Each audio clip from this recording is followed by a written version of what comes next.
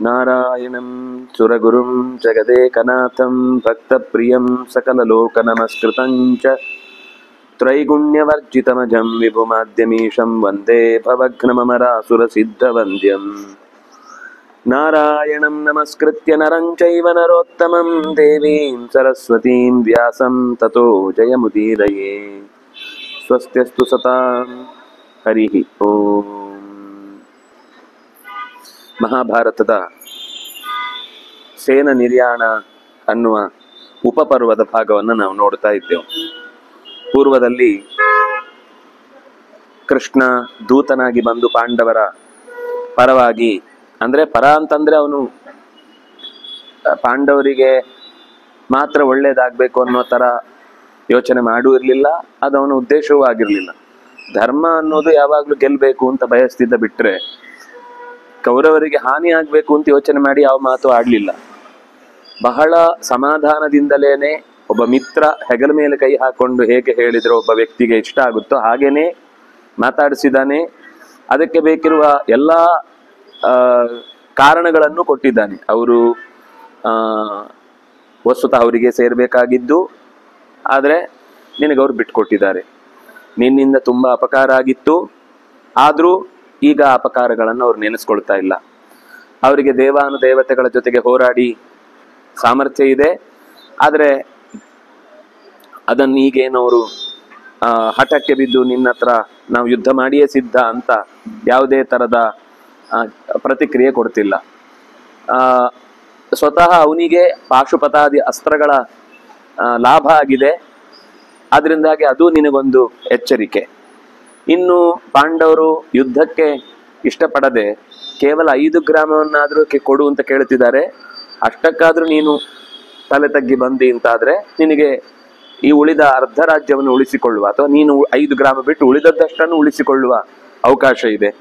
ಮತ್ತೆ ವಿದುರ, ದ್ರೋಣ, ಭೀಷ್ಮ, ಆಮೇಲೆ ಧರ್ಮರಾಜ, ಗಾಂಧಾರಿ ಇವರೆಲ್ಲರಿಗೂ ಕೂಡ ಇದೇ ಅಭಿಪ್ರಾಯ ಇದೆ. ಶಮೇನೈವ, ಸಂಧಾನದ ಮೂಲಕವೇ ಬದುಕನ್ನ ಮುಂದುವರಿಸಬೇಕು ಅಂತ ಅವರಿಗೂ ಬಯಕೆ ಇದೆ. ಹೀಗೆ ಹಲವು ಕಾರಣದಿಂದ ಸಮಾಧಾನದಿಂದ ಸಂಧಾನ ಮಾಡುವುದೇ ಎಲ್ಲರಿಗೂ ಒಳಿತು. ಇದರಿಂದ ನೀನು ಮಾತ್ರ ಅಲ್ಲ, ನಿನ್ನ ಪರಿವಾರವೂ ಕೂಡ ಕೆಟ್ಟ ಅವಸ್ಥೆಯನ್ನ ತಲುಪೀತು. ಆದ್ರಿಂದಾಗಿ ಹೀಗೆ ಅನೇಕ ಕಾರಣಗಳನ್ನ ಕೊಟ್ಟು ಹೇಳಿದಾಗ್ಲೂ ಅವನು ತಿಳ್ಕೊಳ್ಳಿಲ್ಲ. ಕೃಷ್ಣ ಕೊನೆಗೆ ವಾಪಸ್ ಬಂದ. ಆ ಎಲ್ಲ ಸಂಗತಿಗಳನ್ನು ಪಾಂಡವರಿಗೂ ಹೇಳಿದ. ಪಾಂಡವರ ಕಡೆಯಿಂದಲೂ ಕೂಡ ಹೇಗಪ್ಪ ಇದನ್ನ ನಿರ್ವಹಣೆ ಮಾಡುವುದು ಅಂತ ಅವರೇನು ಕಂಗಾಲಾಗ್ಲಿಲ್ಲ. ಯುದ್ಧ ಅನ್ನೋದಕ್ಕೂ ಅವರು ಒಂದು ಕಡೆಯಿಂದ ಸಿದ್ಧವಾಗಿದ್ರು. ತಕ್ಷಣವೇ ಶಿಬಿರದ ವ್ಯವಸ್ಥೆ ಏನಾಗಬೇಕಿತ್ತು, ಹೇಗೆ ಹೇಗೆ ಅವರು ಡೇರೆಗಳನ್ನ ಕಟ್ಟಬೇಕು, ಅದಕ್ಕೆ ಎಂಥ ಜಾಗಗಳನ್ನು ಹುಡುಕಬೇಕು, ಅದು ದೇವತೆಗಳ ಮನೆ ಆಗಿರಬಾರ್ದು, ಸ್ಮಶಾನ ಆಗಿರಬಾರ್ದು, ಊರಿಗೆ ಹತ್ತಿರ ಆಗಿರಬಾರ್ದು, ಹೀಗೆ ಹಿಂದೆ ಎಲ್ಲ ಲಕ್ಷಣಗಳನ್ನು ಹೇಳಿದ್ರು. ಅಂತಹ ಜಾಗವನ್ನ ಹುಡುಕಿ, ಅಸಾಧ್ಯ ಸಹಜವಾದ ನೀರು ಸಿಗುವ ಹೊರತೆ ಇರುವಂತಹ ಜಾಗ,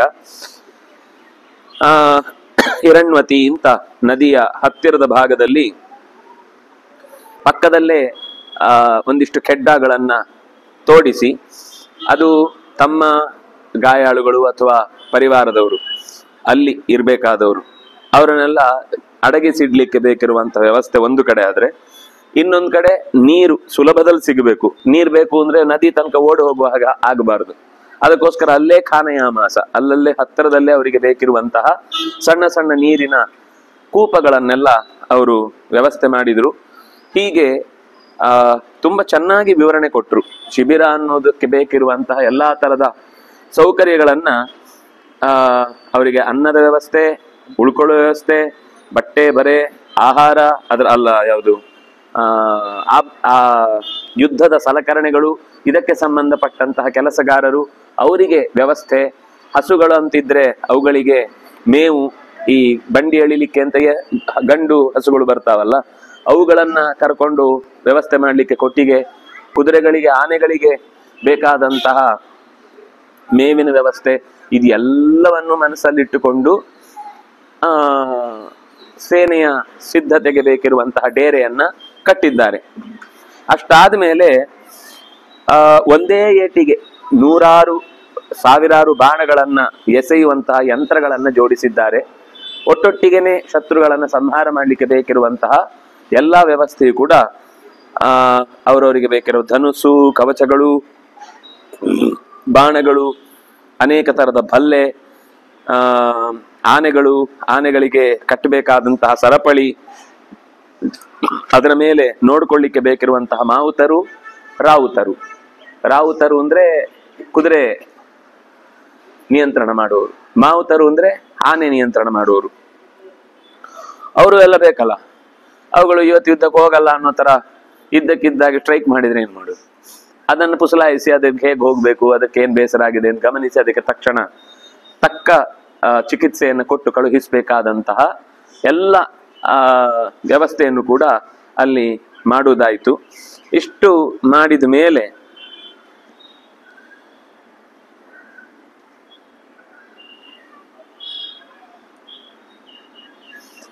ಇಷ್ಟು ಆದ್ಮೇಲೆ ಎಲ್ಲ ರೀತಿಯಿಂದ ಅವರಿಗೆ ಬೇಕಿರುವಂತಹ ಅನುಕೂಲಗಳ ಆಗಿದ್ದು ಈ ಸೈಡಿಂದ ಎಲ್ಲ ಹೇಳಿದ್ರು. ಇನ್ನು ಕೆಲವು ಸಂಗತಿಗಳನ್ನ ಮಾತಾಡ್ತಾ ಇದ್ದಾರೆ. ಯುಧಿಷ್ಠಿರಂ ಸಹಾನೀಕಂ ಉಪಾಯಾಂತಂ ಯುಯುತ್ಸಯ ಸನ್ನಿವಿಷ್ಟಂ ಕುರುಕ್ಷೇತ್ರೇ ವಾಸುದೇವೇನ ಪಾಲಿತಂ. ವಾಸುದೇವ ವ್ಯವಸ್ಥೆಗೆ ಅಂತ ಮುಂದೆ ನಿಂತಿದ್ದಾನೆ. ಯುಧಿಷ್ಠಿರನ ಜೊತೆಗೆ ಆ ಕುರುಕ್ಷೇತ್ರದ ಹೊರಭಾಗದ ಉಪಪ್ಲಾವ್ಯದಿಂದ ಅವರು ಹೊರಟ ಹತ್ರ ಬರ್ಲಿಕ್ಕೆ ಸಿದ್ಧರಾಗಿದ್ದಾರೆ. ಆ ಜಾಗದ ವ್ಯವಸ್ಥೆಗೆ ಕೃಷ್ಣ ಮುಂದೆ ನಿಂತು ಎಲ್ಲೆಲ್ಲಿ ಸರಿಯಾದ ಡೇರೆಯನ್ನು ಕಟ್ಟಬಹುದು ಅದಕ್ಕೆ ಬೇಕಿರುವ ವ್ಯವಸ್ಥೆಯನ್ನು ಒಂದು ಕಡೆಯಿಂದ ಅವನು ಮಾಡ್ತಾ ಇದ್ದಾನೆ. ವಿರಾಟ ದ್ರುಪದರು ಮಕ್ಕಳೊಂದಿಗೆ ಕೂಡಿಕೊಂಡು ಆ ಸೇನೆಯಲ್ಲಿ ಸೇರಿಕೊಂಡಿದ್ದಾರೆ. ಕೇಕಯರು, ವೃಷ್ಣಿಗಳು, ಮೊದಲಾದ ರಾಜರು, ಕೇಕಯ ದೇಶದವರು, ವೃಷ್ಣಿ ದೇಶದ ಕೆಲವು ಪ್ರಧಾನ ವ್ಯಕ್ತಿಗಳು, ಹೇಗೆ ಅದಿತಿಯ ಮಕ್ಕಳನ್ನೆಲ್ಲ ಒಟ್ಟಿಗೆ ಇಂದ್ರ ಕರ್ಕೊಂಡು ಮುಂದೆ ಹೋಗ್ತಾನೋ ಹಾಗೆ ಇಲ್ಲಿ ಯುಧಿಷ್ಠಿರ ಅವರನ್ನೆಲ್ಲ ಕರ್ಕೊಂಡು ಸೇನೆಯ ಜವಾಬ್ದಾರಿಯನ್ನು ಹೊತ್ತುಕೊಂಡು ಕುರುಕ್ಷೇತ್ರದ ಕಡೆಗೆ ಬರ್ತಾ ಇದ್ದಾರೆ. ಶುತ್ವಾ ದುರ್ಯೋಧನೋ ರಾಜ ಕಿಂ ಕಾರ್ಯಂ ಪ್ರತ್ಯಪದ್ಯತ. ಇಷ್ಟಾಗುವಾಗ ಜನಮೇಜಯ ಕೇಳ್ತಾನೆ, ಇದೆಲ್ಲ ದುರ್ಯೋಧನನಿಗೂ ಸುದ್ದಿ ಮುಟ್ಟಿರುತ್ತೆ. ಸುದ್ದಿ ಮುಟ್ಟಿದ್ರೆ ಈ ವಿಷಯದಲ್ಲಿ ಅವ್ರು ಏನ್ ಮಾಡಿದ್ರು? ಶುತ್ವಾ ದುರ್ಯೋಧನ ರಾಜ ಕಿಂಕಾರ್ಯಂ ಪ್ರತ್ಯಪದ್ಯತ, ಏನು ಕೆಲಸವನ್ನ ಮಾಡಿದ? ಸಂಭ್ರಮೇತು ಮುಲೆ ತಸ್ಮಿನ್ ಯದಾಸೀತ್ ಕುರುಜಾಂಗಲೇ ವ್ಯಥಯೇಯುರಿಮೇ ದೇವಾನ್ನ ಸೇಂದ್ರಾನಪಿ ಸಮಾಗಮೇ. ಪಾಂಡವರು, ವಾಸುದೇವ, ವಿರಾಟ, ದ್ರುಪದ, ದೃಷ್ಟದ್ಯುಮ್ನ, ಆಮೇಲೆ ಪಾಂಚಾಲಿಯ ಮಕ್ಕಳು, ದ್ರುಪದನ ಮಕ್ಕಳು, ವಿರಾಟ ನಗರ ದೃಷ್ಟದ್ಯುಮ್ನ ಒಂದು ಪರಿವಾರ, ಅದರ ಜೊತೆಗೆ ಯುಧಾಮನ್ಯು, ದೇವತೆಗಳಿಂದಲೂ ಸೋಲಿಸ್ಲಿಕ್ಕೆ ಸಾಧ್ಯವಾಗದಂತಹ ಅನೇಕ ವೀರರು ಪಾಂಡವರ ಪಕ್ಷದಲ್ಲಿ ನಿಂತು ಏನ್ ಮಾಡಿದ್ರು ಅನ್ನೋದನ್ನ ನೀನು ಬಿಡಿಸಿ ಹೇಳಬೇಕು ಅಂತ ಜನಮೇಜಯ ವೈಶಂಪಾಯನರಿಗೆ ಹೇಳಿದ. ಆಗ ಪ್ರತಿಯಾತೇತು ದಾಶಾರ್ಹೇ ಯದಾ ದುರ್ಯೋಧನಸ್ತದಾ. ದಾಶಾರ್ಹ ಕೃಷ್ಣ ಹಸ್ತಿನಾವತಿಯಿಂದ ಹೊರಟು ಪಾಂಡವರ ಕಡೆಗೆ ಹೊರಟ ಮೇಲೆ ದುರ್ಯೋಧನ ಕರ್ಣ, ದುಶ್ಯಾಸನ ಮತ್ತು ಶಕುನಿಯರನ್ನ ಮೀಟಿಂಗಿಗೆ ಕೂಡಿಸಿಕೊಂಡು ಹೀಗೆ ಅವನು ಚಿಂತನೆ ಮಾಡಿದ. ಕೃಷ್ಣ ಅವನು ಬಯಸಿದ ಶಾಂತ ಅಂದ್ರೆ ಅವನ ಅಪೇಕ್ಷೆ ಈಡೇರ್ಲಿಲ್ಲ. ಅಕಾರ್ಯೇನೈವ ಗತಃ. ಅವನಿಗೇನಾಗ್ಬೇಕು ಅಂತಿತ್ತೋ ಸುಲಭದಲ್ಲಿ ಪಾಂಡವರಿಗೆ ಒಂದಿಷ್ಟು ರಾಜ್ಯ ಸಿಗಲಿ ಅಂತ ಅನ್ಕೊಂಡಿದ್ದ. ನಾನು ಕೊಟ್ಟು ಬಿಡ್ತೇನೆ ಹೆದರಿಸಿದ್ರೆ. ಅವನ ತಲೆಯಲ್ಲಿ ಏನಿತ್ತಾನೆ, ಕೃಷ್ಣ ತಮ್ಮನ್ನ ಹೆದರಿಸ್ಲಿಕ್ಕೋಸ್ಕರ ಬಂದಿದ್ದಾನೆ ಅಂತ. ಕೃಷ್ಣ ನಮಗೆ ಪಾಂಡವರ ಬಲಾಬಲವನ್ನು ತಿಳಿಸಿ ಅವರೆಲ್ಲ ಉಗ್ರ ಪ್ರತಾಪಿಗಳು, ಅದಕ್ಕೆ ನಾವೇನು ಸುಮ್ಮನೆ ಕೂತ್ಕೊಂಡ ಆಯುಧಗಳನ್ನೆಲ್ಲ ನೀರಲ್ಲಿಟ್ಟು ಅದರ ಚಳಿ ಕಾಯಿಸ್ಲಿಕ್ಕಿಡುದ ಅಥವಾ ಅದನ್ನು ತುಕ್ಕಿಡಿಲಿಕ್ಕಿಟ್ಟಿದ್ದೇವ? ನಮಗೂ ತಾಕತ್ತಿದೆ, ನಮಗೂ ತೋಳ್ಬಲ ಇದೆ. ಅವನಿಗೇನು ಅಂದ್ರೆ ಅನೇಕ ಮಂತ್ರಗಳನ್ನೆಲ್ಲ ಅವನು ಪಡೆದಿದ್ದ ಅಲ್ಲ, ಆ ಪಡೆದಿದ್ದ ಮಂತ್ರಗಳನ್ನೆಲ್ಲ ನಾನು ಬಳಸಿಕೊಂಡು ಪಾಂಡವರ ವಿರುದ್ಧ ಗೆಲ್ಲಬಲ್ಲೆ ಅನ್ನುವಂತಹ ಒಂದು ಒಳ ಹುಮ್ಮಸ್ಸು ಅವನಿಗೆ ತುಂಬಿ ತುಳುಕ್ತಾ ಇತ್ತು. ಹಾಗಾಗಿ ಅಂತಹ ಅಂಶಗಳನ್ನ ಮನಸ್ಸಿನಲ್ಲಿ ಇಟ್ಟುಕೊಂಡಿದ್ದ. ಪಾಂಡವರ ಜೊತೆಗೆ ಈಗ ಕಲಹ ಅನಿವಾರ್ಯ. ವಸ್ತುತಃ ಪಾಂಡವರು ಬೇಡ ಹೋಗೋಣ ಅಂತ ಹೇಳ್ತಾರೆ. ಈ ಕೃಷ್ಣನೇ ಬಿಡಬೇಡ, ನೀವು ಬಿಡಬಾರ್ದು, ನಮ್ಮ ನಡುವೆ ಅಣ್ಣ ತಮ್ಮಂದ್ರ ನಡುವೆ ಇವನ ಅಣ್ಣ ತಮ್ಮಂದ್ರಿಗೆ ಭಾರಿ ಪ್ರೀತಿ ತೋರಿಸಿದವ. ಆದ್ರೆ ಮಾತಾಡೋದೇನು ಅಂದ್ರೆ ಪಾಂಡವರನ್ನ ಬೇಕೇ ಅಂತ ಇವನೇ ಹೋಗಿ ಅವನೇನ್ ಹೇಳ್ತಾನೆ, ಇಷ್ಟೋ ಹಿ ವಾಸುದೇವೇನ ಪಾಂಡವೈರ್ಮಮ ವಿಗ್ರಹ, ನನಗೂ ಪಾಂಡವರಿಗೂ ಜಗಳ ಆಗ್ಬೇಕು ಅಂತಾನೆ ಕಾಯ್ತಾ ಇದ್ದಾನೆ. ಯಾಕಂದ್ರೆ ಅವನಿಗೆ ಯಾವಾಗ್ಲೂ 18-20 ಸರ್ತಿ ಯುದ್ಧ ಮಾಡಿ ಮಾಡಿ ಜಗಳ ಕಾಯುವುದೇ ಅವನಿಗೊಂದು ಸ್ವಭಾವ. ಅವನಿಗೆ ಒಂದ್ ದಿವ್ಸನ ಸುಮ್ನೆ ಕೂತ ಅಭ್ಯಾಸವೇ ಇರ್ಲಿಲ್ಲ. ಮೊದ್ಲಿಂದನೂ ಜಗಳ ಕಾಯ್ದು. ಎಷ್ಟು 11ನೇ ವಯಸ್ಸಿನ ಹುಡುಗನೇ ಸೀದ ಹೋಗಿ ಅವರ ಮಾವನನ್ನೇ ಕಾಲ್ ಕೆದರಿಕೊಂಡು ಯುದ್ಧಕ್ಕೆ ಹೋಗಿ ಜಗಳ ಆಡಿ ಅವರನ್ನು ಕೊಂದವ. ಪುಟ್ಟ ಮಗು ಇದ್ದಾಗ ಬಿಟ್ಟಿದ್ದಾನವನು. ಪುಟ್ಟ ಮಗು ಆಗಿದ್ದಂಗೆ ಹಿಡಿದು ಇಲ್ಲಿ ತನಕನೂ ಅವನು ಅನೇಕ ರಾಕ್ಷಸರನ್ನು ಅವರನ್ನು ಕೊಂದೆ, ತಿಂದೆ, ಉಂಡೆ, ಈ ಕಥೆಗಳಲ್ಲೇ ಅವನ ಜೀವನ ಕಳೆದದ್ದು. ಆದ್ರಿಂದ ಅವನಿಗೆ ನನ್ನ ಜೊತೆಗೆ ಕಲಹ ಮಾಡಿಸುವುದೇ ಬಹಳ ಇಷ್ಟ. ಭೀಮಸೇನಾರ್ಜುನರನ್ನ ಬೇಕು ಅಂತ ಅವನು ಹೇಳ್ದ ಕೇಳೋರು ಅವರಿಬ್ರು ಕೂಡ. ಭೀಮ ಮತ್ತು ಅರ್ಜುನ ಕೃಷ್ಣ ಏನ್ ಹೇಳ್ತಾನೋ ಹಾಗೆ ಮಾಡ್ತಾರೆ. ಅದಕ್ಕೆ ಕಾರಣವೂ ಇತ್ತು. ಕೃಷ್ಣಾರ್ಜುನರಿಬ್ರು ಕೂಡ ಕೃಷ್ಣನಿಂದಲೇನೆ, ಅರ್ಜುನ ಮತ್ತೆ ಭೀಮ ಇಬ್ರು ಕೂಡ ಕೃಷ್ಣನಿಂದಲೇ ಪಾಠ ಕಲ್ತವ್ರು. ಈ ಇಂದ್ರಪ್ರಸ್ಥಕ್ಕೆ ಹೋಗುವ ಹೊತ್ತಿಗೆ, ಅಂದ್ರೆ ಅವರ ಅಧಿಕಾರ ತೆಗೆದುಕೊಳ್ಳುವ ಹೊತ್ತಿಗೆ ಆಗ ಒಂದ್ ಸರ್ತಿ, ಮತ್ತೆ ಅದಕ್ಕಿಂತ ಪೂರ್ವದಲ್ಲಿ ಪಾಂಡವರಿಗೆ ಯಾವಾಗ ಯೌವರಾಜ್ಯ ಸಿಕ್ಕಿತು, ಅಂದ್ರೆ ಅವರು 16-17 ವಯಸ್ಸಿಗೆ ಕಾಡಿಂದ ಬಂದ್ರಲ್ವಾ. ಬಂದಾಗ ಧೃತರಾಷ್ಟ್ರನೇ ರಾಜ್ಯಭಾರ ಮಾಡ್ತಾ ಇದ್ರು ಕೂಡ ಅದನ್ನ ನೋಡ್ಕೊಳ್ಳಿಕ್ಕೆ ಯುದ್ಧದ ಅನೇಕ ಪ್ರಕ್ರಿಯೆಗಳನ್ನ ನೋಡ್ಕೊಳ್ತಾ ಇದ್ದದ್ದು ವಿದುರನ ಅಂಡರ್ನಲ್ಲಿ ಧರ್ಮರಾಜ. ಹಾಗಾಗಿ ಅವನು ಅನೇಕ ವಿಷಯಗಳನ್ನ ಗೆದ್ದು ಬಂದಿದ್ದ. ಆಗ ದ್ವಾರಕೆಗೆ ಬಂದ ಸಂದರ್ಭದಲ್ಲಿ ಕೃಷ್ಣ ಅರ್ಜುನ ಮತ್ತು ಭೀಮನಿಗೆ ಪಾಠ ಮಾಡಿದ್ರು. ಅದು ಪಾಠ ಮಾಡಿದ್ದು ಅವನು ಮಾತ್ರ ಅಲ್ಲ, ಇನ್ನೊಬ್ಬ ಸಹದೇವನ ಜೊತೆಗೆ ಹೋಗಿದೆ ಇನ್ನೊಂದ್ಸಲ ಬಂದಾಗ. ಹೀಗೆ ಅವನು ನೀತಿಯನ್ನ ಕಲ್ತಿದ್ದ. ಇನ್ನು ಭೀಮ ಇನ್ನೊಂದ್ಸಲ ಬಲರಾಮನ ಜೊತೆಗೆ ಯುದ್ಧಕ್ಕೆ ಪ್ರಾಕ್ಟೀಸಿಗೆ ಅವನ ಹತ್ರ ಹೋಗಿ ಕಲ್ತಿದ್ದ. ಹಾಗಾಗಿ ಭೀಮ ಬಲರಾಮನ ಶಿಷ್ಯನೂ ಹೌದು. ಹೀಗಾಗಿ ಭೀಮಾರ್ಜುನರನ್ನ ಬೇಕು ಅಂತಾನೆ ಉಸಲಾಯಿಸಿ ಕೃಷ್ಣ ಯುದ್ಧಕ್ಕೆ ಅವರನ್ನು ಇನ್ನಷ್ಟು ಕೆಚ್ಚು ಬರುವಂತೆ ಅವರನ್ನ ನೀವು ಯುದ್ಧ ಮಾಡ್ಲೇಬೇಕು ಅಂತ ಅವರಿಗೆ ಹೇಳ್ತಾನೆ. ಅಜಾತ ಶತ್ರುರಿತ್ಯರ್ಥಂ ಅತ್ಯರ್ಥಂ ಭೀಮಸೇನ ವಶಾನುಗ. ವಸ್ತುತಃ ಅಜಾತ ಶತ್ರುವಾದ ಧರ್ಮರಾಜ ಅವನು ಯುದ್ಧ ಬೇಡ ಅಂತ ಚಿಂತನೆ ಮಾಡ್ತಾನೆ. ಆದ್ರೆ ಭೀಮಸೇನ ವಶಾನುಗ, ಅವನಿಗೆ ಕೋಪ ಇದೆ. ದ್ರೌಪದಿಗೆ ಅವಮಾನ ಮಾಡಿದ್ದು, ಆಮೇಲೆ ಅವನಿಗೆ ವಿಷ ಉಣಿಸಿ ಕೈಕಾಲು ಕಟ್ಟಿ ನೀರಿಗೆ ಹಾಕಿ ಅವನನ್ನ ಕೊಲ್ಲಬೇಕು ಅಂತ ನಾವು ಪ್ರಯತ್ನಿಸಿದ್ದು, ಅರಗಿನ ಮನೆಯಲ್ಲಿ ಆತನಿಗೆ ಬೇಕು ಅಂತಾನೆ ಅರಗಿನ ಮನೆಯಲ್ಲಿ ಇರಿಸಿ ಕೊಲ್ಲಬೇಕು ಅಂತ ಪ್ರಯತ್ನ ಮಾಡಿದ್ದು, ಆದ್ರೆ ಅದು ಸಫಲ ಆಗ್ಲಿಲ್ಲ ಅನ್ನೋದು ಬೇರೆ ವಿಷಯ. ಹಾಗಾಗಿ ಇದೆಲ್ಲ ಅವನಿಗೆ ತಲೆಯಲ್ಲಿತ್ತು. ಅದರಿಂದಾಗಿ ಅದರ ಸೂಚನೆ ನಮಗೆ ಆ ವನಪರ್ವದಲ್ಲಿ ಮಧ್ಯದಲ್ಲಿ ಒಂದು 13 ತಿಂಗಳಾದ ತಕ್ಷಣ ಭೀಮಸೇನ ಇದ್ದಕ್ಕಿದ್ದಾಗ ಒಂದ್ ದಿವಸ 13 ವರ್ಷ ಆಯ್ತು ಅಂತ ಇಟ್ಕೋ ಹೋಗೋಣ ಅಂತಾನೆ. 13 ತಿಂಗಳಲ್ವಾ ಅಂತಾನೆ. 13 ತಿಂಗಳಾದ್ರೂ ಕೂಡ 13 ವರ್ಷಕ್ಕೆ ಸಮ. ಯಾಕೆಂದ್ರೆ ಮಾಸ ಅದನ್ನ ಸಮ ಅಂತಾನೂ ಕರೀತಾರೆ. ಮಾಸ ಸಮ, ಅದು ಮಾಸವೇ ಸಮ ಅಂದ್ರೆ ವರ್ಷ ಅಂತ ಅರ್ಥ. ಸಮಾಹ ವರ್ಷಾಹ ಇತ್ಯರ್ಥ. 13 ಮಾಸವನ್ನೇ 13 ವರ್ಷ ಆಗಿದೆ ಅಂತ ಇಟ್ಕೊಂಡು ನಾವ್ ಯಾಕೆ ಯುದ್ಧಕ್ಕೆ ಹೋಗ್ಬಾರ್ದು? ಅವ್ರು ನಮಗೆ ಬೇಕಾದಷ್ಟು ಮೋಸ ಮಾಡಿಲ್ವಾ?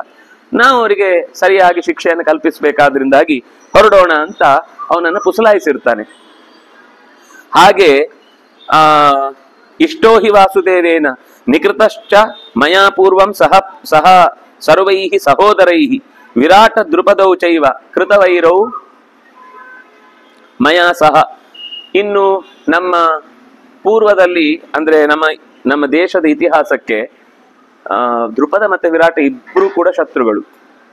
ಅಂದ್ರೆ ಈ ಧೃತರಾಷ್ಟ್ರನಿಗಿಂತ ಪೂರ್ವದಲ್ಲಿ, ಅಂದ್ರೆ ಧೃತರಾಷ್ಟ್ರನ ತನಕವೂ ಕೂಡ ಅಲ್ಲಿ ಭೀಷ್ಮ ಇದ್ದ. ಅದರಿಂದಾಗಿ ಅವ್ರಿಗೇನು ಮಾಡ್ಲಿಕ್ಕೆ ಆಗ್ಲಿಲ್ಲ. ಇಲ್ಲ ಅಂದ್ರೆ 1000 ವರ್ಷದ ಹೊಡೆದಾಟದ ಇತಿಹಾಸ ಇದೆ ಅಂತ ಹೇಳ್ತಾರೆ. ಈಗ ನಮ್ಗೆ ಹೇಗೆ ಪಾಕಿಸ್ತಾನ ಈ ಕಡೆಯಿಂದ ಇನ್ನೊಂದ್ 2-3 ಇದೆಯಲ್ಲ, ಹಾಗೆ ಅದು ಆಜನ್ಮ ಶತ್ರು. ಮಿತ್ರ ಅಂತ ಬಹುಶಃ ಪಕ್ಕದಲ್ಲಿದ್ರೆ ಮಿತ್ರ ಆಗುದೇ ಇಲ್ಲ ಅನ್ಸುತ್ತೆ. ಎಲ್ಲೋ ದೂರದಲ್ಲಿದ್ರೆ ಮಿತ್ರ ಆಗುತ್ತೆ, ಪಕ್ಕದಲ್ಲಿ ಬಂದ ತಕ್ಷಣ ಶತ್ರು ಆಗುದು, ಅದು ನೆರೆ ಹೊರೆ ಆಗ್ಬಿಡುತ್ತೆ. ಆದ್ರಿಂದಾಗಿ ಅವರಿಗೆ ದೃಪದನ ದೇಶ ಮತ್ತೆ ಈ ಕಡೆ ವಿರಾಟನ ದೇಶ ಎರಡೂ ಶತ್ರು ದೇಶದವರು. ದುರ್ಯೋಧನ ಹೇಳ್ತಾನೆ, ವಿರಾಟ ದೃಪದವು ಚೈವ ಕೃತ ವೈರವು ಮಯಾ ಸಹ. ನಮ್ಮ ಮೇಲೆ ಸಿಕ್ಕಾಪಟ್ಟೆ ವೈರದಿಂದಲೇ ಅವರು ಇಲ್ಲಿ ತನಕನೂ ಜಿದ್ದು ಸಾಧಿಸ್ಕೊಂಡು ಬಂದವರು. ಅವ್ರು ಬೇರೆ ಈಗ ಸಿಕ್ಕಾಕೊಂಡಿದಾರ. ಅವನಿಗೆ ಪಾಂಡವರ ಬಗೆಗೆ ಒಂದು ಪಾಯಿಂಟ್ ಏನು ಅಂದ್ರೆ, ನಮ್ಮ ದೇಶದವರಾಗಿ ನಮ್ಮ ಶತ್ರು ದೇಶದವರ ಜೊತೆಗೆ ಸೇರ್ಕೊಂಡ್ಬಿಟ್ಟಿದ್ದಾರೆ ಅಂತ. ನ್ಯಾಯ ಅನ್ಯಾಯ ಮಾತಾಡುದಿಲ್ಲ. ಈಗ ದೇಶ ಮಾತಾಡಿದಾಗ ಏನನ್ಸುತ್ತೆ, ವಿದೇಶದ ಜೊತೆ ಕೈ ಜೋಡಿಸಿದ್ದು ಅಂತ ಮಾತ್ರ ತಲೆಗೆ ಬರುತ್ತೆ. ಅವನ ಪರಿವಾರದವರಿಗೆ ಅವನೇನ್ ಹೇಳಿದ್ದು ಅಂದ್ರೆ, ಪಾಂಡವರು ಯಾವತ್ತಿದ್ರು ಕೂಡ ದೇಶದ್ರೋಹಿಗಳು. ಯಾಕೆಂದ್ರೆ ನಮ್ಮ ಶತ್ರು ರಾಷ್ಟ್ರ ಜೊತೆ ಕೈ ಜೋಡಿಸಿದ್ರು. ಅವರು ಇಲ್ಲಿ ಇರ್ಬೇಕಿತ್ತು. ಇಲ್ಲಿರುವುದು ಬಿಟ್ಟು ಬೇರೆಯವ್ರ ಜೊತೆಗೆ ಹೋರಾಡಿಕೊಂಡು, ಅಂದ್ರೆ ಅವ್ರ ಜೊತೆಗೆ ಹೊಂದಾಣಿಕೆ ಮಾಡ್ಕೊಂಡು ನಮ್ ಜೊತೆಗೆ ಏನ್ ಹೋರಾಡುದು? ಅವ್ರು ಅನ್ಯಾಯ ಮಾಡಿದ್ರು. ಆದ್ರಿಂದ ಇದು ರಿಯಲಿ ನಮ್ಗೆ ಸಂಬಂಧಪಟ್ಟದ್ದು. ನಾವ್ ಇಲ್ಲಿ ಮೊದಲಿಂದ ಇದ್ದವರು, ಆದ್ರಿಂದ ನಮ್ಗೆ ಸಂಬಂಧಪಟ್ಟದ್ದು ಅಂತ. ಈಗ ಹೇಗೆ ಮೊಘಲರು ನಮ್ಮ ಪೂರ್ವಜರು, ಆದ್ರಿಂದಾಗಿ ಇದು ನಮ್ ದೇಶ ಅಂತ ಒಂದಿಷ್ಟು ತಲೆಗೆ ತುಂಬ್ತಾ ಇರ್ತಾರಲ್ಲ, ಹಾಗೆ ಇದು ಇನ್ನೊಂದ್ ತರದ ಒಂದು ವಾದ ಅಷ್ಟೇ. ಅದು ಮೂಲದಲ್ಲಿ ಯಾರದ್ದು ಆ ಪ್ರಶ್ನೆಗೆ ಉತ್ತರ ಸಿಗುವುದೂ ಇಲ್ಲ. ಯಾಕಂದ್ರೆ ದೀರ್ಘಕಾಲದ ಆಡಳಿತ ನಮ್ದು ಅಂತ. ಹಾಗೆ ತೌಚ ಸೇನಾ ಪ್ರಣೇತಾರು ವಾಸುದೇವ ವಶಾನುಗೌ ಭವಿತಾ ವಿಗ್ರಹ ಸೋಯಂ ತುಮುಲೋ ರೋಮಹರ್ಷಣ. ಏನೇ ಆಗ್ಲಿ, ವಿರಾಟ ದೃಪದ ಕೃಷ್ಣನ ಜೊತೆ ಸೇರಿದ ಎಲ್ಲರೂ ಕೂಡ ಯುದ್ಧಕ್ಕಾಗಿ ಬರ್ತಾರೆ ಅಂದ್ರೆ ಯುದ್ಧ ಸ್ವಲ್ಪ ರೋಮಾಂಚನವಾಗಿರುತ್ತೆ. ಯುದ್ಧಕ್ಕೆ ಅಂದ್ರೆ ದುರ್ಯೋಧನನ ಮಾತಿನಲ್ಲಿ ಅವನಿಗೊಂದು ಯುದ್ಧ ಮಾಡಿ ನೋಡ್ಬೇಕು ನಾವು. ಯಾಕಂದ್ರೆ ನಮ್ಮ ಸಾಮರ್ಥ್ಯ ಏನು ಅಂತ ಪಾಂಡವರಿಗೆ ಇನ್ನೂ ಗೊತ್ತಿಲ್ಲ. ಅವರು 13 ವರ್ಷ ಅವನ ತಲೆಯಲ್ಲಿ 13 ವರ್ಷ ಅವರು ಏನು ಸರಿಯಾದ ಆಹಾರ ಸಿಗದೆ, ಪ್ರಾಕ್ಟೀಸ್ ಇಲ್ಲದೆ, ಎಲ್ಲ ಸುಮ್ನೆ ದೊಣ್ಣೆ ಕೈಯಲ್ಲಿ ಹಿಡ್ಕೊಂಡು ಓಡಿ ಬಂದವ್ರ ತರ ಯುದ್ಧ ಮಾಡ್ತಾರೆ ಅಂತ ಅನ್ಕೊಂಡಿದ್ದ. ಹಾಗಾಗಿ ಅವರಿಗೆ ಆಗ್ಲಿ ವಿರಾಟ ದ್ರುಪದ ಇದ್ದಾನೆ, ಆದ್ರಿಂದಾಗಿ ಪಾಂಡವರ ಯುದ್ಧಕ್ಕೆ ಒಂಚೂರು ರೋಚಕತೆ ಬರುತ್ತೆ. ಯಾಕಂದ್ರೆ ಅವರು ನಿರಂತರ ಮಾಕ್ ಡ್ರಿಲ್ ಮಾಡ್ತಾ ಇರೋರು. ಇವ್ರು ಈಗ ಒಂದು ಉಪಪ್ಲವಕ್ಕೆ ಬಂದ ಮೇಲೆ ಪ್ರಾಕ್ಟೀಸ್ ಶುರು ಮಾಡ್ತಾ ಇದ್ದಾರೆ. ಆದ್ರಿಂದಾಗಿ ಮೊದ್ಲಿಂದ ಅವ್ರಿಗೆ ಒಂಚೂರು ಅಭ್ಯಾಸ ಇದೆ. ಆದ್ರಿಂದಾಗಿ ಅವ್ರು ಇರುವುದ್ರಿಂದ ಒಂದಿಷ್ಟು ರಂಗೆ ಇರುತ್ತೆ. ಆಗ್ಲಿ ಯುದ್ಧ ಮಾಡೋಣ. ತಸ್ಮಾತ್ ಸಾಂಕ್ರಾಮಿಕಂ ಸರ್ವಂ ಕಾರಯಧ್ವಂ ಅತಂದ್ರಿತಾ. ಏನೇನು ಇಲ್ಲಿಂದ ತಗೊಂಡು ಹೋಗ್ಬೇಕೋ ಆ ಎಲ್ಲ ತಗೊಂಡು ಬೇಕಾದ ವಸ್ತುಗಳನ್ನ ಉದಾಸೀನ ಇಲ್ಲದೆ, ಅಲ್ಲಿಗೆ ಹೋದ್ಮೇಲೆ ಅಯ್ಯೋ ಅದೊಂಚೂರು ಬೇಡ ಅಂತ ಅನ್ಕೊಂಡ್ವಿ, ಈಗ ಬೇಕಾಗಿದೆ ಅಂತ ಅನ್ಬಾರ್ದು. ಅತಂದ್ರಿತಾ, ಯಾವ ವಸ್ತು ಕೂಡ ನಮ್ಗೆ ಅಲ್ಲಿ ಬೇಕು ಅಂತ ಒಂದು ಲಿಸ್ಟ್ ಮಾಡಿಟ್ಟಿದ್ರೆ ಅದೆಲ್ಲವನ್ನು ಅಲ್ಲಿ ತಲುಪಿಸ್ಬೇಕು. ಯಾವುದು ಔದಾಸೀನ್ಯ ಮಾಡಿ ಕೈ ಬಿಡಬಾರ್ದು. ಅಯ್ಯೋ ಇನ್ನೊಂದು 4 ತಂದ್ರೆ ಚೆನ್ನಾಗಿತ್ತು ಅಂತ ಆಮೇಲೆ ನಿಮ್ಗೆ ಯಾರಿಗೂ ಯಾವುದೇ ವಿಷಯದಲ್ಲಿ, ಅದು ಆಹಾರ ವಿಷಯದಲ್ಲಿರ್ಬೋದು, ಆಯುಧಗಳ ವಿಷಯದಲ್ಲಿರ್ಬೋದು, ಅಥವಾ ಇನ್ನೇನೇ ಪದಾರ್ಥಗಳಿದ್ರು ಕೂಡ ಎಲ್ಲವನ್ನು ಅತಂದ್ರಿತಾ. ಶಿಬಿರಾಣಿ ಕುರುಕ್ಷೇತ್ರೇ ಕ್ರಿಯಾಂತಾಂ ವಸುಧಾಧಿಪಾಹ. ಎಲೆ ರಾಜರೇ, ನೀವು ತಕ್ಷಣ ಕುರುಕ್ಷೇತ್ರದ ನಮ್ಮ ದೇಶದ ಭಾಗದಿಂದ ಏನೊಂದು ಹೊರಕ್ಕೆ ಬರುವಾಗ ಜಾಗ ಸಿಗುತ್ತೆ ಆ ಯುದ್ಧ ಭೂಮಿಗೆ, ಅಲ್ಲಿಗೆ ನೀವೆಲ್ಲರೂ ಬೇಗ ಹೋಗಿ ಶಿಬಿರಗಳನ್ನ ತಯಾರು ಮಾಡಬೇಕು, ಸಿದ್ಧಿ ಮಾಡಬೇಕು. ಈಚೆ ಇವ್ರೇನ್ ಮಾಡಿದ್ದಾರೆ ಅಂದ್ರೆ ಪಾಂಡವರು ಅಲ್ಲಲ್ಲಿ ಪಹರೆಗೆ ಅಂತ ಇದ್ದಂತಹ ಕೌರವರ ಸೇನೆಯನ್ನು ಓಡಿಸ್ಬಿಟ್ಟಿದ್ದಾರೆ. ಅವ್ರಿಗೆ ಒಂದ್ ಕಡೆ ಉಳ್ಕೊಳ್ಳಿಕ್ಕೆ ಡೇರೆ ಹಾಕ್ಲಿಕ್ಕೆ ಜಾಗ ಬೇಕಲ್ಲ. ಸಮತಟ್ಟಾದ ಜಾಗಗಳನ್ನು ಅವರು ಹುಡುಕಿ ಒಂದು ಭಾಗದಿಂದ ಅವರು ಸೇನೆಯನ್ನ ಸಿದ್ಧ ಮಾಡ್ಕೊಂಡಿದ್ದಾರೆ. ಇನ್ನೊಂದು ಭಾಗಕ್ಕೆ ಇವ್ರು ಈಗ ಲಗ್ಗೆ ಇಡ್ತಾ ಇದ್ದಾರೆ. ಅಂದ್ರೆ ಅವ್ರು ಈಗಾಗ್ಲೇ ಚುರುಕಿದ್ದಾರೆ ಅಂತ ಅರ್ಥ ಪಾಂಡವರು. ವಸುತಃ ಕೃಷ್ಣ ಹೇಳಿ ಹೋದ ತಕ್ಷಣವೇ ಅಲ್ಲಿ ಶುರು ಆಗ್ಬಿಟ್ಟಿದೆ ಕೆಲಸ. ಇಲ್ಲಿ ಇವರು ಡಿಸ್ಕಷನ್ ಇನ್ನು ಕೆಲವೆಲ್ಲ ಡಿಸ್ಕಷನ್ ಆಗಿಲ್ಲ ಪೂರ್ತಿ. ಇಲ್ಲಿ ಜಸ್ಟ್ ಅವನು ಹೇಳಿದ್ದಾನಷ್ಟೇ. ಆದ್ರೆ ಯುದ್ಧಕ್ಕೆ ಬೇಕಾದ ಅಂದ್ರೆ ಇವ್ರಿಗೇನಂದ್ರೆ ನಮ್ಮದೇ ಅಲ್ವಾ, ಅಲ್ಲ ಅರ್ಧ ನಮ್ದೇ ಜಾಗ, ನಮ್ದೇ ವ್ಯವಸ್ಥೆ, ಅಲ್ಲಿ ಈಗಾಗ್ಲೇ ನಮ್ಮವ್ರು ಇದ್ದಾರೆ, ಇದೆಲ್ಲ ಒಂದು ತಲೆಯಲ್ಲಿ. ಹಾಗಾಗಿ ಬೇಗ ಹೋಗಿ ಚೆನ್ನಾಗಿರುವಂತಹ ಡೇರೆಗಳನ್ನೆಲ್ಲ ಹಾಕಿ ತಯಾರು ಮಾಡಿ, ಸ್ವಪರ್ಯಾಪ್ತಾವಕಾಶಾನಿ ಅಪರ್ಯಾಪ್ತಾವಕಾಶಾನಿ. ಅಪರ್ಯಾಪ್ತ ಅಂದ್ರೆ ನಮಗೆ ಸಾಕು ಅಂತ ಅನ್ನಿಸಬಾರ್ದು, ಎಷ್ಟು ಬೇಕೋ ಅಷ್ಟು ಒಳ್ಳೆಯ ದೊಡ್ಡ ಪ್ರಮಾಣದ ಅವಕಾಶಗಳನ್ನ ದುರಾದೇಯಾನಿ ಶತ್ರುಬಿಹಿ. ಶತ್ರುಗಳಿಗೆ ಅದ್ರೊಳಗೆ ಬಂದು ಅವ್ರಿಗೆ ನಮ್ಗೆ ಅಟ್ಯಾಕ್ ಮಾಡ್ಲಿಕ್ಕೆ ಅವಕಾಶ, ಅವ್ರು ಒಳಗ್ ಬಂದ್ರು ಕನ್ಫ್ಯೂಸ್ ಆಗ್ಬೇಕು ಎಲ್ಲಿದ್ದಾರೆ ಅಂತ. ಹೊರಗಿನಿಂದ ಏನೂ ಗೊತ್ತಾಗ್ಬಾರ್ದು. ದುರಾದೇಯಾನಿ, ಶತ್ರುಗಳ ಕೈಗೆ ಸುಲಭವಾಗಿ ಸಿಗುವಂತಹ ಬೇರೆ ಆಗ್ಬಾರ್ದು. ಅವ್ರು ಎಲ್ಲಿ ಕೂತಿದ್ದಾರೆ, ಎಲ್ಲಿ ಉಳಿದಿದ್ದಾರೆ ಅಂತ ಅವ್ರಿಗೆ ಗೊತ್ತಾಗ್ಬಾರ್ದು. ಆಸನ್ನ ಜಲಕೋಷ್ಠಾನಿ ಶತಸೋತ ಸಹಸ್ರಶಃ. ಜಲಕೋಷ್ಠಗಳು, ಜಲಪ್ರಕೋಷ್ಠ ಅಂದ್ರೆ ಈ ಟ್ಯಾಂಕ್ ತರನೇ ಆಗದು, ಇನ್ನೇನೋ ಒಂದು ಪ್ರಕ್ರಿಯೆಯಲ್ಲಿ ನೀರನ್ನ ಸಂಗ್ರಹಿಸುವಂತಹ ಒಂದು ವ್ಯವಸ್ಥೆ ಇತ್ತು. ಅದರ ನೀರಿನ ವ್ಯವಸ್ಥೆಗಳು ಹತ್ತಿರದಲ್ಲೇ ಇರ್ಬೇಕು. ಅವ್ರಿಗೆ ಏನ್ ಬೇಕೋ ಅದು ಎಲ್ಲ ನೋಡಿ ಇಡೀ ಅವರ ಒಂದು ಕಾರ್ಯಕ್ರಮ ವ್ಯವಸ್ಥೆ ಆಗುದೇ ನೀರಿದ್ರೆ ಮಾತ್ರ. ಈಗ ನಾವು ಕೂಡ ಮನೆ ತಗೊಳ್ಬೇಕು ಅಂದ್ರೆ ಫಸ್ಟ್ ವಿಚಾರಿಸುದೇನು, ಬೋರ್ ಇದೆಯಾ, ಕಾರ್ಪೊರೇಷನ್ ನೀರಿದೆಯಾ, ಅದೆರಡು ಬರಲ್ಲ ಅಂದ್ರೆ ಅವ್ನು ಬಿಟ್ಟಿ ಕೊಟ್ಟ ಅಂದ್ರೂ ನಾವು ತಗೊಳ್ಲಿಕ್ಕಾಗತ್ತಾ? ಉಪಯೋಗ ಇಲ್ಲ. ಅಲ್ಲಿ ಹೋಗಿ ಇರ್ಲಿಕ್ಕೆ ಆಗುದಿಲ್ಲ ಅಂದ್ಮೇಲೆ ನಾವ್ ಏನು ಮಾಡ್ಲಿಕ್ಕೆ ಆಗುದಿಲ್ಲ. ಅಲ್ಲಿಗೆ ರೋಡೇ ಇಲ್ಲ, ಇನ್ನೇನಾದ್ರೂ ಇಲ್ಲ ಅಂದ್ರೂ ಕನಿಷ್ಠ ಪಕ್ಷ ನಾವು ಹೋಗ್ತೇವೋ ಏನು. ಆದ್ರೆ ನಡ್ಕೊಂಡು ಹೋಗುದಾದ್ರೆ ಒಂದಿಷ್ಟು ದೂರ ಹೋಗ್ಬೇಕಪ್ಪ, ಆದ್ರೆ ಒಳ್ಳೆ ಜಾಗ, ಒಳ್ಳೆ ನೀರು, ಒಳ್ಳೆ ಇದು. ನೀರು ಒಂದಿಲ್ಲ ಅಂದ್ರೆ ಮಧ್ಯ ರಸ್ತೆಯಲ್ಲಿ ಊರು ಮಧ್ಯದಲ್ಲೇ ಇದ್ರು ಕೂಡ ಅದನ್ನ ಉಪಯೋಗಿಸ್ಲಿಕ್ಕೆ ಆಗುದಿಲ್ಲ. ಯಾಕಂದ್ರೆ ನೀರು ಎಲ್ಲದಕ್ಕಿಂತಲೂ ಪ್ರಧಾನ. ನೀರಿನ ವ್ಯವಸ್ಥೆ ಇಲ್ಲ ಅಂದ್ರೆ ಬೇರೆ ಯಾವ ಸೌಕರ್ಯಗಳು ಕೂಡ ಸೌಕರ್ಯ ಅಂತ ಅನಿಸಿಕೊಳ್ಳುವುದಿಲ್ಲ. ಹಾಗಾಗಿ ಅವನು ಮೊದಲು ಹೇಳಿದ್ದು ಅದು. ಇನ್ನು ಅವನು ಶತ್ರುಗಳ ವಿರುದ್ಧವಾಗಿ ಕಾರ್ಯಾಚರಣೆ ಮಾಡ್ಲಿಕ್ಕಿದೆ. ಅದರಿಂದ ಒಂದು ಹೇಳಿದ ರಚನೆ ಆಗುವಾಗ ಅದು ಶತ್ರುಗಳಿಗೆ ಸುಲಭದಲ್ಲಿ ಸಿಗುವಂತದ್ದಾಗಬಾರ್ದು, ಸುಲಭ ಗ್ರಾಹ್ಯ ಆಗಬಾರದು ಅಂತ ಹೇಳಿದ್ದ. ವಿವಿಧಾಯುಧ ಪೂರ್ಣಾನಿ ಪತಾಕಾ ಧ್ವಜವಂತಿ ಚ ಅಚ್ಛೇದ್ಯಾಹಾರ ಮಾರ್ಗಾಣಿ ಬಂಧೋಚ್ಛ್ರಯ ಚಿತಾನಿ ಚ. ಸ್ವಲ್ಪ ಎತ್ತರದ ಜಾಗದಿಂದ ಕಾಣುವಂತಹ ಕೆಲವೆಲ್ಲ ಈ ಕೈಲಾಸದಂಥವುಗಳು, ಎತ್ತರದ ಜಾಗ ಏನ್ ಹೇಳ್ತಾರೆ ಅದಕ್ಕೆ, ಈ ಚೆಕ್ ಪೋಸ್ಟ್ಗಳಲ್ಲಿ ಸ್ವಲ್ಪ ಎತ್ತರದಲ್ಲಿ ಗಮನಿಸ್ತಾ ಇರ್ತಾರೆ ದೂರದಿಂದ, ಯಾರೋ ಈಚೆಯಿಂದ ಆಚೆ ಯಾರು ಹೋಗ್ತಾರೆ ಬರ್ತಾರೆ ಅಂತ. ಅಂತಹ ಉಚ್ಛ್ರಿತವಾದ ಜಾಗದಲ್ಲಿ ಒಂದಿಷ್ಟು ಜನರನ್ನ ನೋಡ್ಕೊಳ್ಳಿಕ್ಕೆ, ಯಾವ ಕಡೆಯಿಂದ ಯಾರು ಬರ್ತಿದ್ದಾರೆ ಅಂತ ನೋಡ್ಕೊಳ್ಳಿಕ್ಕೆ. ಆಮೇಲೆ ಆಹಾರ ತಕ್ಷಣ ಬೇಕು ಅಂದ್ರೆ ಹೋಗಿ ಬರ್ಲಿಕ್ಕೆ ದಾರಿ ಇರಬೇಕು.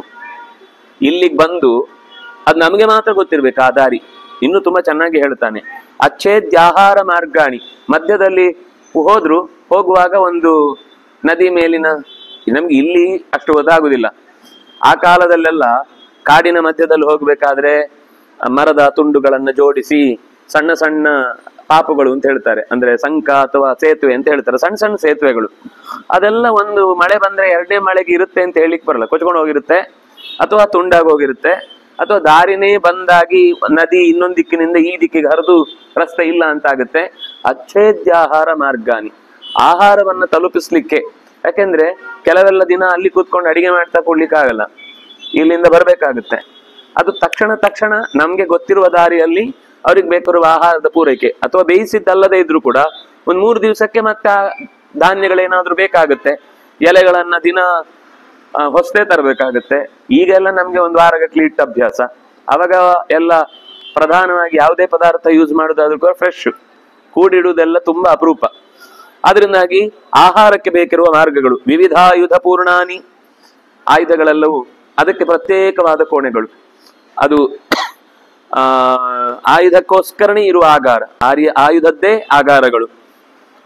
ಇನ್ನು ನಮ್ಮ ರಥಕ್ಕೆ ಸಂಬಂಧಪಟ್ಟ ಪತಾಕ, ಜಯವನ್ನ ಸೂಚಿಸುವಂತಹ ಧ್ವಜಗಳು ಇತ್ಯಾದಿಗಳೆಲ್ಲವನ್ನು ಕೂಡ ಸಂಗ್ರಹಿಸಿ ಇಡಬೇಕು. ಸಮಾಷ್ಟತೇಷಾಂ ಪಂಥಾನಃ, ದಾರಿ ಸಮತಟ್ಟಾಗಿರ್ಬೇಕು.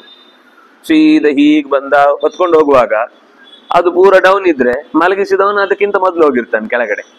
ನೀವು ತಗೊಂಡು ಹೋಗುವ ಜಾಗ ಅದು ಸಮತಟ್ಟಾಗಿರು. ಸಮಾಶ್ಚ ತೇಷಾಂ ಪಂಥಾನಃ, ಪಂಥಾನಃ ಅಂದ್ರೆ ದಾರಿ. ಹಾಗೆ ಕ್ರಿಯಂತಾಂ ನಗರಾತ್ ಬಹಿಃ, ಯಾವುದೇ ನಮ್ಮ ಓಡಾಟದ ದಾರಿ ನಗರದೊಳಗಿರಬಾರದು, ನಗರದಿಂದ ಹೊರದ. ಯಾಕೆಂದ್ರೆ ನಗರದಲ್ಲಿ ಅವ್ರ ಕಡೆಯವರು ಯಾರೋ ಒಬ್ರು ಇರ್ತಾರೆ. ನಾವು ಯಾರನ್ನು ಕೂಡ ನೀವು ಇಲ್ಲಿರ್ಬಾರ್ದು, ನೀವು ಇಲ್ಲಿರಿ ಅಂತ ಹೇಳಲಿಕ್ಕಾಗಲ್ಲ.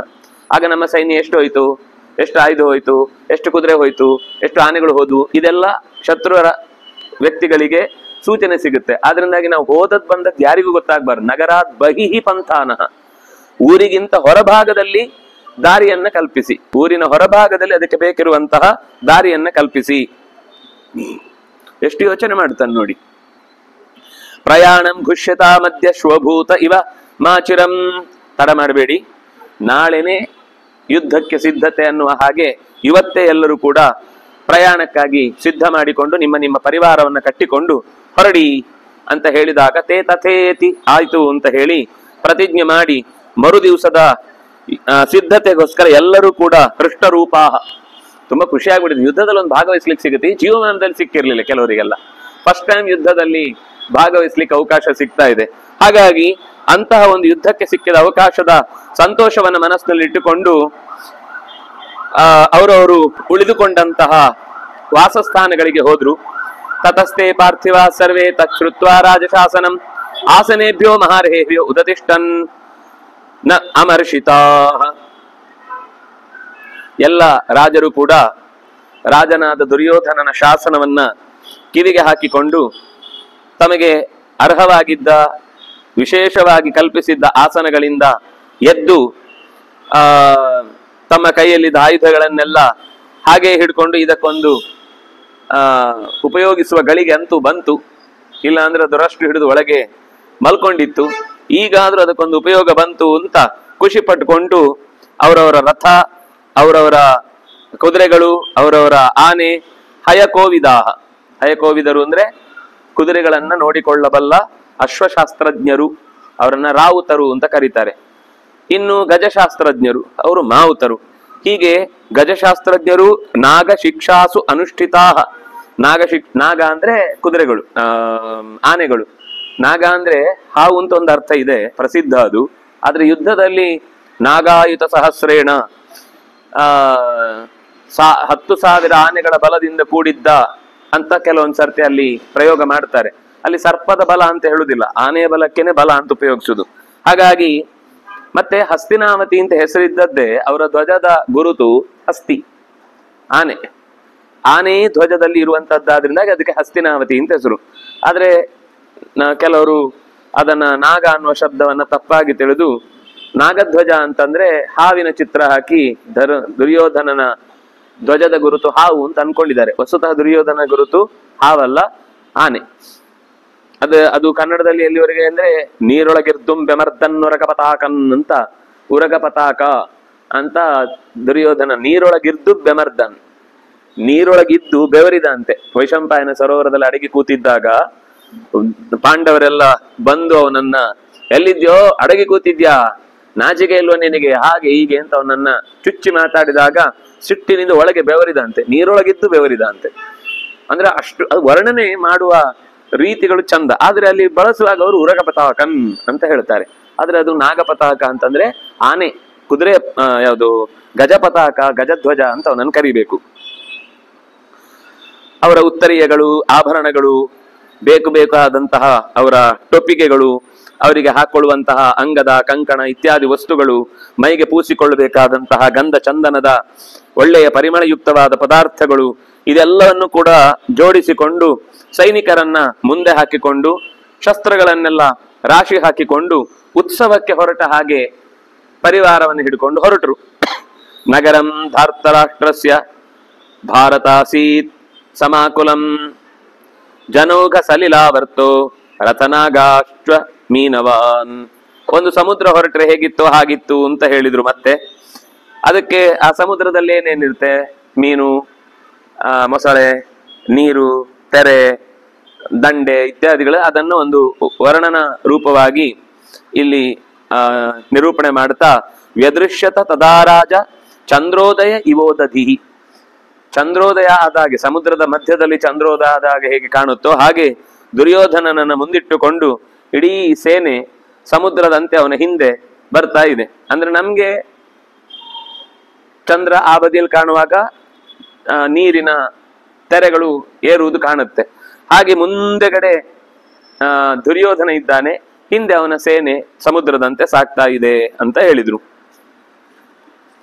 ಅಲ್ಲಿಗೆ 153ನೇ ಅಧ್ಯಾಯ ಮುಕ್ತಾಯ ಆಯಿತು. 154ನೇ ಅಧ್ಯಾಯದಲ್ಲಿ ವೈಶಂಪಾಯನರು ಮತ್ತೆ ಆ ಪಾಂಡವರ ಕಡೆ ಏನಾಯಿತು ಅನ್ನುವ ಸಂಗತಿಯನ್ನು ಹೇಳ್ತಾ ಇದ್ದಾರೆ. ವಾಸುದೇವಸ್ಯ ತದ್ವಾಕ್ಯಂ ಅನುಸೃತ್ಯ ಯುಧಿಷ್ಠಿರ. ವಾಸುದೇವ ಹೇಳಿದ ಮಾತುಗಳನ್ನ ಕೇಳಿಕೊಂಡು ಯುಧಿಷ್ಠಿರನಿಗೆ ಇನ್ನೂ ಕೂಡ ಸ್ವಲ್ಪ ಸಮಾಧಾನ ಆಗ್ಲಿಲ್ಲ. ಯುದ್ಧ ಬೇಕೇ ಬೇಕಾ, ಮಾಡ್ಲೇಬೇಕಾ, ಇದನ್ನು ಹೇಗ್ ಮಾಡಿದ್ರು ಕೂಡ ತಡಿಲಿಕ್ಕೆ ಸಾಧ್ಯ ಇಲ್ವಾ, ನಿಲ್ಲಿಸ್ಲಿಕ್ಕೆ ಸಾಧ್ಯ ಇಲ್ವಾ?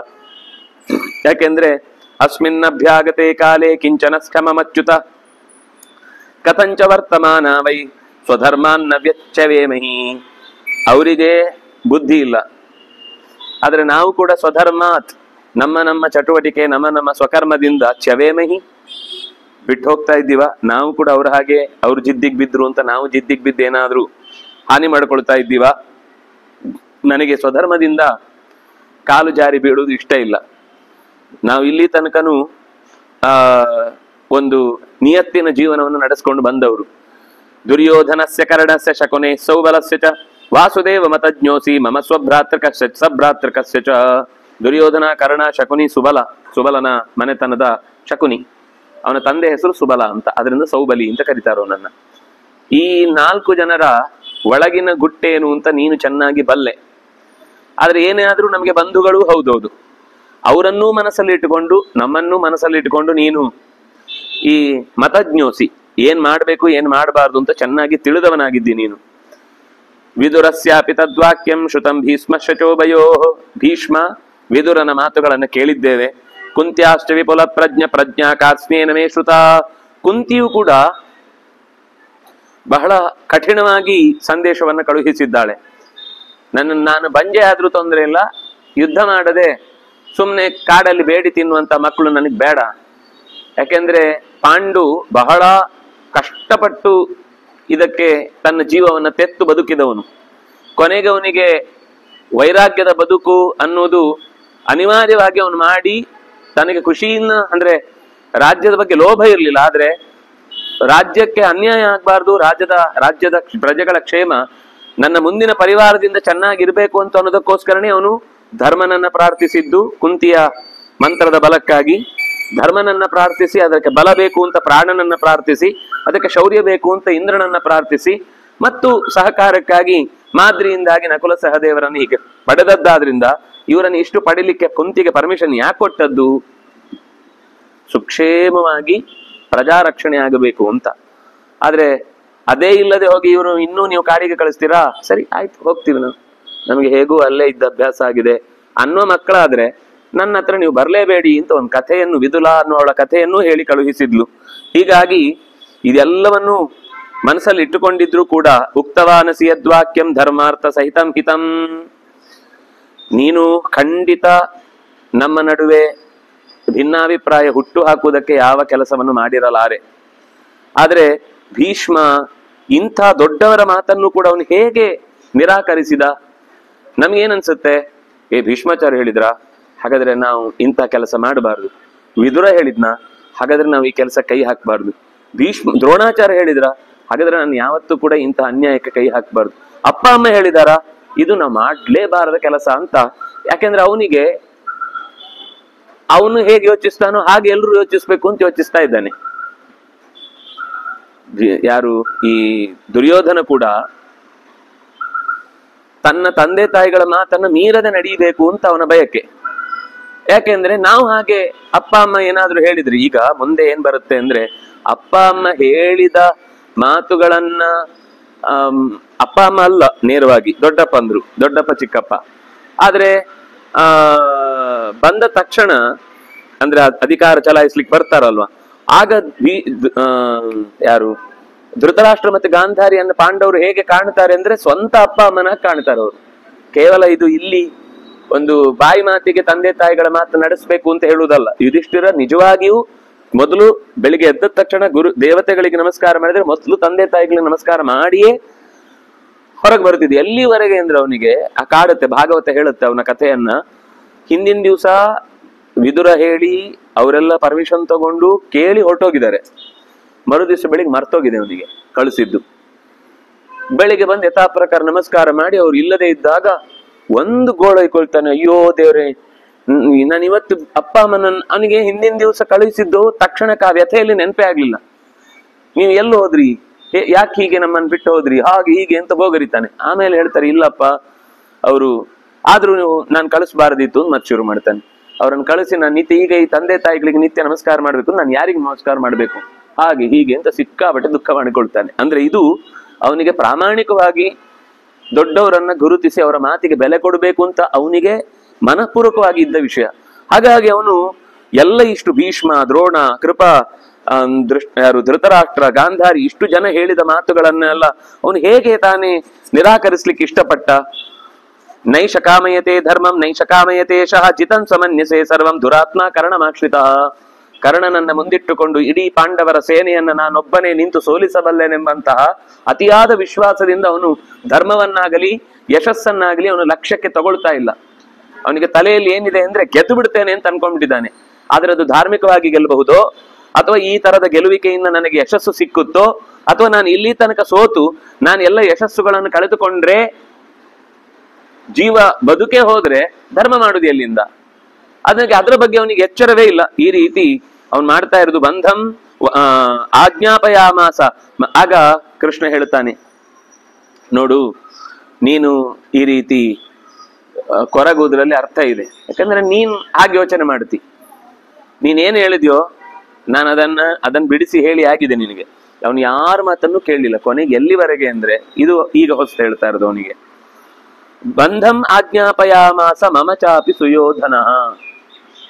ನನ್ನ ಬಂಧನವನ್ನ ಆದೇಶಿಸಿದವನು, ನನ್ನನ್ನು ಕಟ್ಟಿ ಹಾಕ್ಲಿಕ್ಕೆ ಪ್ರಯತ್ನ ಪಟ್ಟ.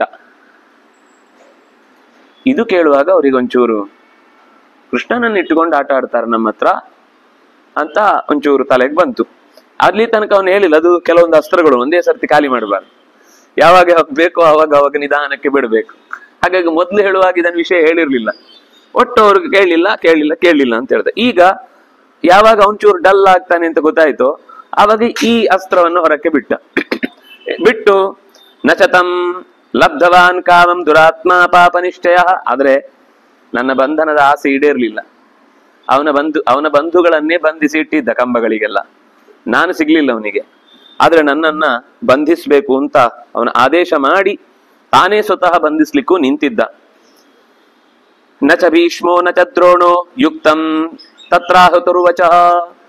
ಈಗ ಇನ್ನೊಂದು ಬೇಸರದ ಸಂಗತಿಯನ್ನು ಹೇಳ್ತಾನೆ. ಭೀಷ್ಮಾಚಾರ್ಯ ಹೇಳಿದ್ರು ಕೇಳಿಲ್ಲ, ದ್ರೋಣಾಚಾರ್ಯ ಹೇಳಿದ್ರು ಕೇಳಿಲ್ಲ ಅಂತೆಲ್ಲ ಹೇಳ್ತೀಯಲ್ವಾ, ನನ್ನನ್ನು ಬಂಧಿಸುವಾಗ್ಲಿ ಭೀಷ್ಮನಾಗ್ಲಿ ದ್ರೋಣನಾಗ್ಲಿ ಯಾರೂ ತಡಿಲಿಲ್ಲ. ಹೇಗೆ ದ್ರೌಪದಿಗೆ ಅವಮಾನ ಆಗುವಾಗ ಯಾರು ಮಾತಾಡ್ಲಿಲ್ವೋ ಹಾಗೆ ಅವರಿಬ್ರು ಮಾತಾಡ್ಲಿಲ್ಲ. ಒಬ್ಬನು ಮಾತಾಡಿದ್ದು ವಿದುರ ಒಬ್ಬ ಮಾತಾಡ್. ಸರ್ವೇ ತಮನು ವರ್ತಂತೆ ಋತೆ ಬಿಟ್ಟು ಅಂತ ಅರ್ಥ. ಋತೆ ವಿದುರ ಮಚ್ಚುತ. ಅವನು ವಿದುರನನ್ನು ಒಬ್ಬನನ್ನು ಹೊರತುಪಡಿಸಿ ಇನ್ನು ಎಲ್ಲರೂ ಕೂಡ ಸುಮ್ಮನೆ ನಿಂತಿದ್ರು ಗೊಂಬೆಗಳ ತರ. ನಾವು ಎಷ್ಟೋ ದೃಶ್ಯಗಳಿಗೆ ಒಂಥರ ಬೊಂಬೆ ತರ ನಿಂತು ನೋಡ್ತಾ ಇರ್ತೇವೆ, ನಮ್ಗೇನು ಮಾಡ್ಲಿಕ್ಕೆ ಆಗಲ್ಲ ಅಂತ. ನಮ್ ಕಡೆಯಿಂದ ಮಾಡ್ಬೇಕಾದ್ದನ್ನೂ ಮಾಡ್ಲಿಕ್ಕೆ ನಾವು ಯೋಚನೆ ಮಾಡ್ತೇವೆ. ಯಾಕ್ರಿ ಬೇಕು, ನಮ್ಗೆ ನಮ್ಮನೆ ತನಕ ಬಂದಿಲ್ಲಲ್ಲ ಸಮಸ್ಯೆ, ಆಮೇಲೆ ನೋಡೋಣ ಅಂತ. ನಾಳೆ ಅಲ್ಲಿದ್ದು ಮುಗಿದ್ಮೇಲೆ ನಾಳೆ ನಮ್ಮನೆದ್ದೇ. ಈಗ ಪಕ್ಕದ ಊರಾಗಿರುತ್ತೆ, ಅಥವಾ ಪಕ್ಕದ ರಾಜ್ಯ ಆಗಿರುತ್ತೆ, ಪಕ್ಕದ ದೇಶ ಆಗಿರುತ್ತೆ. ನಾಳೆ ಅದು ಪಕ್ಕದ ಗ್ರಾಮ, ಪಕ್ಕದ ವಾರ್ಡ್, ಅಂದ್ರೆ ಪಕ್ಕದ ರೋಡು, ಆಮೇಲೆ ಪಕ್ಕದ ಬಿಲ್ಡಿಂಗು, ಆಮೇಲೆ ಪಕ್ಕದ ಮನೆ, ಅಂದ್ರೆ ಪಕ್ಕದ ಕೊನೆ ನಮ್ದೇ ಗೋಡೆ ಹೊಡ್ಕೊಂಡು ಬರುತ್ತೆ. ಆ ಶಕ್ತಿಗಳು ಒಂದು ಕಡೆಗೆ ವಿಸ್ತಾರವಾದವನ್ನು ನಿಲ್ಲಿಸುವುದು ಅಂತಿಲ್ಲ, ಅದು ಹೋಗ್ತಾ ಇರುತ್ತೆ. ಹಾಗಾಗಿ ಅದರ ಜೊತೆಗೆ ಶಕುನಿ ಸೌಬಲಶ್ಚೈವ ಕರ್ಣ ದುಶಾಸನಾವಪಿ ತ್ವಯ್ಯಕ್ತು ಅಯುಕ್ತಾನ್ಯ ಭಾಷಂತ ಮೂಢಮರ್ಷಣಂ. ನಾನೇನು ಹೇಳಿ, ನಂಗೆ ಕೆಲವೆಲ್ಲ ಹೇಳಲಿಕ್ಕೆ ಇಷ್ಟ ಇಲ್ಲ. ಕರ್ಣನಾಗಲಿ ದುಶಾಸನಾಗಲಿ ಶಕುನಿಯರಾಗಲಿ ನಿನ್ನ ಬಗೆಗೆ ಅತ್ಯಂತ ಕೀಳಾದ ಮಾತುಗಳನ್ನು ಆಡಿದ್ರು.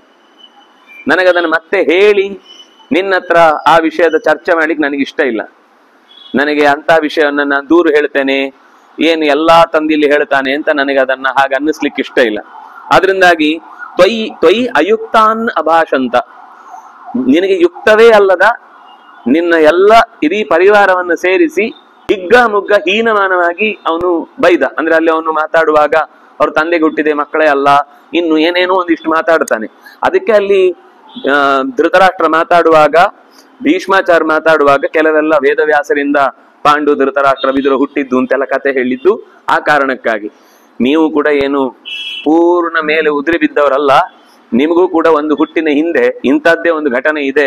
ಮತ್ತೆ ಯಾರು ನಿಮ್ಮ ತಂದೆ ಹುಟ್ಟಿಗೆ ಕಾರಣದ ಅವರೇ ನಿಮ್ಮನ್ನು ಕೂಡ ಉಳಿಸಿದ್ದು ವೇದವ್ಯಾಸರು. ಅದರಿಂದಾಗಿ ನೀವು ಹಾಗೆ ಮಾತಾಡ್ಲಿಕ್ಕಿಲ್ಲ ಅಂತೆಲ್ಲ ಸೂಚ್ಯವಾಗಿ ಹೇಳಿದ್ರು. ಕಿಂಚತೇನ ಮಯೋಕ್ತೇನ ಯಾನ್ಯ ಭಾಷದ ಕೌರವ ಸಂಕ್ಷೇಪೇಣ ದುರಾತ್ಮಾಸೌ ನ ಯುಕ್ತಂ ತ್ವಯಿ ವರ್ತತೆ. ಏನ್ ಹೇಳಿ ನಾನು, ಸಂಕ್ಷೇಪವಾಗಿ ಹೇಳ, ಅವನ ಅತ್ಯಂತ ದುರಾತ್ಮ. ಅವನಿಗೆ ನೀವು ಹೇಳುವ ಯಾವುದೇ ತರದ ಒಳ್ಳೆಯ ಮಾತುಗಳು ಅವನ ತಲೆಗೆ ಹಿಡಿಸುವುದಿಲ್ಲ, ಅವನಿಗೆ ಇಷ್ಟವೂ ಆಗುದಿಲ್ಲ. ನಯುಕ್ತಂ ತ್ವಯಿ ವರ್ತತೆ. ಅವನು ನಿನ್ನ ವಿಷಯದಲ್ಲಿ ಒಳ್ಳೆಯವನಾಗಿ ಇಲ್ಲ, ಅವನು ನಿನ್ನ ವಿಷಯದಲ್ಲಿ ಒಳ್ಳೆ ಯೋಚನೆ ಮಾಡುವವನಲ್ಲ ಅವನು. ಪಾರ್ಥಿವೇಶು ನ ಸರ್ವೇಶು ಯ ಇಮೇ ತವ ಸೈನಿಕಾ ಯತ್ ಪಾಪಂ ಎನ್ನ ಕಲ್ಯಾಣಂ ಸರ್ವಂ ತಸ್ಮಿನ್ ಪ್ರತಿಷ್ಠಿತಂ. ನಿನ್ನ ಪರಿವಾರದ್ದೂ ಸೇರಿ, ಅವನ ಪರಿವಾರದ್ದೂ ಸೇರಿ, ಇನ್ನು ಉಳಿದಂತೆ ಜಗತ್ತಲ್ಲಿ ಯಾರೆಲ್ಲ ತಪ್ಪುಗಳನ್ನು ಮಾಡ್ತಾರೆ, ಎಲ್ಲ ತಪ್ಪುಗಳ ಮೂಲ ಕೋಶ ದುರ್ಯೋಧನ. ಎಲ್ಲರ ಮೂಲ ತಸ್ಮಿನ್ ಸರ್ವಂ ಪ್ರತಿಷ್ಠಿತಂ. ಅವನಲ್ಲೇ ಜಗತ್ತಿನ ಎಲ್ಲಾ ಪಾಪಗಳು ಕೂಡ ಅಡಗಿ ಹೋಗಿದೆ. ಯಾಕಂದ್ರೆ ಅವನೇ ಕಲಿ, ಎಲ್ಲರಲ್ಲೂ ಕಲಿಯ ಪ್ರಭಾವವನ್ನು ಬೀರುವವನವನೇ. ಅಂದ್ರೆ ಭೀಷ್ಮಾಚಾರ್ಯ ಸುಮ್ನಿದ್ರು, ದ್ರೋಣಾಚಾರ್ಯ ಸುಮ್ನಿದ್ರು ಅಂದ್ರೆ ಅದರ ಹಿಂದೆ ಇರುವ ಶಕ್ತಿ ಕಲಿಯೇ. ಎಲ್ಲರ ಪಾಪಕ್ಕೂ ಮೂಲ ಯತ್ ಪಾಪಂ ಎನ್ನ ಕಲ್ಯಾಣಂ. ಯಾವುದು ಕೆಟ್ಟದ್ದೋ, ಯಾವುದು ಪಾಪಕರವೋ, ಯಾವುದು ಅಶುಚಿಯೋ ಅಂತ ಎಲ್ಲದಕ್ಕೂ ಮೂಲ ಅದು ದುರ್ಯೋಧನ. ನಚಾಪಿ ವಯಮತ್ಯರ್ಥಂ ಪರಿತ್ಯಾಗೇನ ಕರಿಹಿಚಿತ್ ಕೌರವೈ ಶ್ರಮಮಿಚ್ಛಾಮಃ ತತ್ರ ಯುದ್ಧಮನಂತರಂ.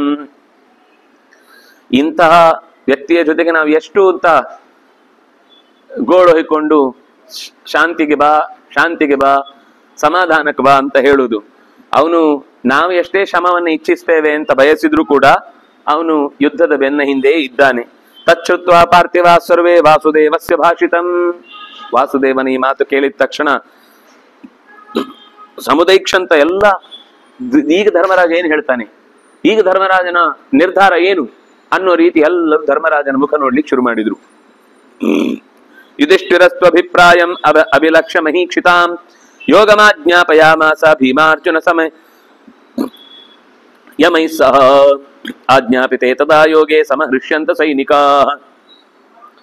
ಏನೇ ಆದ್ರೂ ಅವನು ತಕ್ಷಣ ತಿರಸ್ಕಾರ ಮಾಡಲಿಲ್ಲ.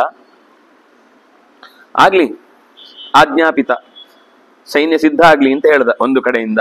ಅಂದ್ರೆ ಅವರಿಗೆ ನಮ್ಮ ಒಳಗಿನ ಡಿಸ್ಕಷನ್ ಗೊತ್ತಾಗಬಾರದು ಅಂತ, ನೀವು ಸೈನ್ಯಕ್ಕೆ ಸಿದ್ಧರಾಗಿ ಅಂದ.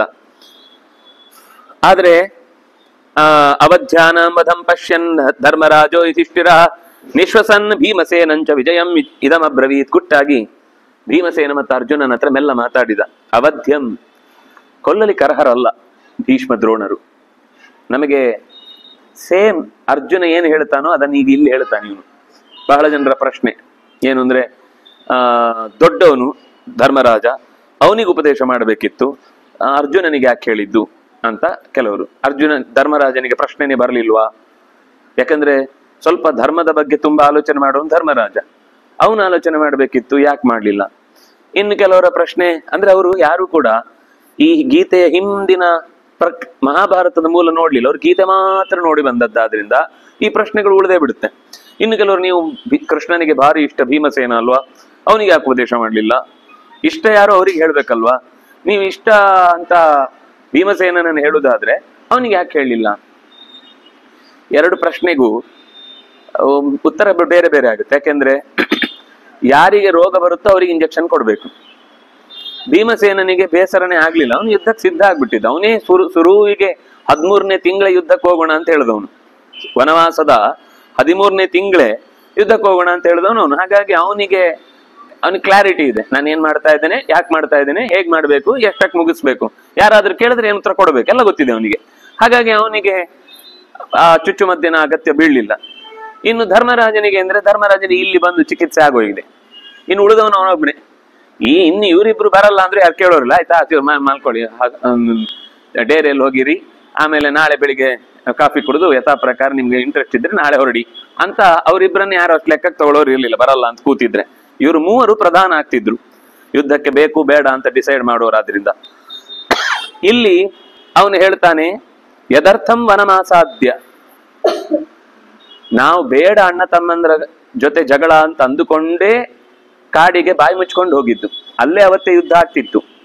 ಯಾಕಂದ್ರೆ ಭೀಮಸೇನ ಯಾವಾಗ ದ್ರೌಪದಿಯ ಮುಡಿಗೆ ಕೈ ಹಾಕಿದ್ರು ಆವಾಗ ಅಲ್ಲೇ ಅವನು ಬೆಂಕಿ ತರ ಎದ್ದು ನಿಂತಿದ್ದ, ಹೊಡೆದೇ ಬಿಡ್ತೇನೆ ಈಗ ಅಂತ. ಆದ್ರೆ ನಾವಾಗಿ ಈಗ ಅಂದ್ರೆ ಒಂದು ಷರತ್ತು ಅಂತ ಒಪ್ಪಿಕೊಂಡ ಮೇಲೆ ಅದನ್ನ ಮತ್ತೆ ನಾವು ಯಾವತ್ತೂ ಕೂಡ ಮೀರಬಾರದು ಅನ್ನೋದಕ್ಕೋಸ್ಕರ ಸುಮ್ನಿದ್ದ. ಯಾವ ಕಾರಣಕ್ಕಾಗಿ ನಾವು ಅವತ್ತು ಸುಮ್ನೆ ಇದ್ದು ವನವಾಸಕ್ಕೆ ಸುಮ್ನೆ ಕಣ್ಣು ಮುಚ್ಚಿಕೊಂಡು ಬಾಯಿ ಮುಚ್ಚಿಕೊಂಡು ದುಃಖವನ್ನ ನಿಮ್ಗೆಲ್ರಿಗೂ ಸೇರಿ ಅನುಭವಿಸುವಂತೆ ಮಾಡಿದ್ನೋ ಅದೆಲ್ಲ ವ್ಯರ್ಥ ಆಗಿ ಹೋಯ್ತಲ್ಲ. ಇವತ್ತು ಯುದ್ಧ ಆಗ್ಬಾರ್ದು, ಗಲಾಟೆ ಆಗ್ಬಾರ್ದು ಅನ್ನೋದಕ್ಕೋಸ್ಕರ ನಾವು ಕಾಡಿಗೆ ಹೋಗಿದ್ದು. ಮುಗಿದು ಬಂದ್ಮೇಲೆ ಮತ್ತೆ ಯುದ್ಧನೇ ಆಗುದಾದ್ರೆ ನಾವು ಅವತ್ತೇ ಯುದ್ಧ ಮಾಡಿ ಮುಗಿಸ್ಬೋದಿತ್ತಲ್ಲ, ಇಷ್ಟೆಲ್ಲ ಯಾಕೆ ಕಾಯ್ಬೇಕಿತ್ತು? ಸೋಯಂ ಅಸ್ಮಾನ್ ಉಪೇತ್ಯೈವ ಪರೋ ಅನರ್ಥ. ನಾವು ಬೇಡ ಬೇಡ ಅಂದ್ರೂ ನಮ್ ಕಾಲ್ ಬುಡಕ್ಕೇನೆ ಬಂದು ಮತ್ತೆ ಅನರ್ಥದ ಗಂಟು ನಮ್ಮನ್ನ ಸಿಕ್ಕಿ ಹಾಕಿಕೊಳ್ತಾ ಇದೆ, ನಮ್ಗೆ ಸಿಕ್ಕಿಕೊಂಡು ಬಿದ್ದಿದೆ. ಏನ್ ಮಾಡುದು? ಯಸ್ಮಿನ್ ಯಜ್ಞ ಕೃತೋಸ್ಮಾಭಿ ಸನೋಹೀನ ಪ್ರಯತ್ನತಃ ಅಕೃತೇತು ಪ್ರಯತ್ನೇಸ್ಮಾನ್ ಉಪಾವೃತ್ತ ಕಲಿರ್ಮಹಾನ್. ಕಲಿ ಅಂದ್ರೆ ಯುದ್ಧ, ಯೋಧ ಅಂತನೂ ಅರ್ಥ ಇದೆ.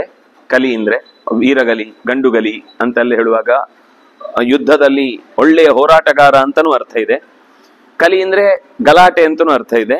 ಕಲಿ ಅಂದ್ರೆ ಗಲಾಟೆ ಮಾಡಿಸೋನು ಅಂತನೂ ಅರ್ಥ ಇದೆ ಮೂಲದಲ್ಲಿ, ಒಳಗಿಂದ ನಿಂತು. ಹಾಗೆ ಇಲ್ಲಿ ಉಪಾವೃತ್ತ, ನಾವು ಬೇಡ ಬೇಡ ಅಂತ ಇಲ್ಲಿ ತನಕ ಯಾವುದಕ್ಕೋಸ್ಕರ ಸಹಿಸಿಕೊಂಡೆವು ಅದೇ ಯುದ್ಧ ಮತ್ತೆ ನಮ್ಮನ್ನು ಎದುರಾಗಿ ಬಿಟ್ಟಿದೆ. ಹಾಗಾಗಿ ಕಥಂ ಅವಧ್ಯೈ ಸಂಗ್ರಾಮ ಕಾರ್ಯ ಸಹ ಭವಿಷ್ಯತಿ.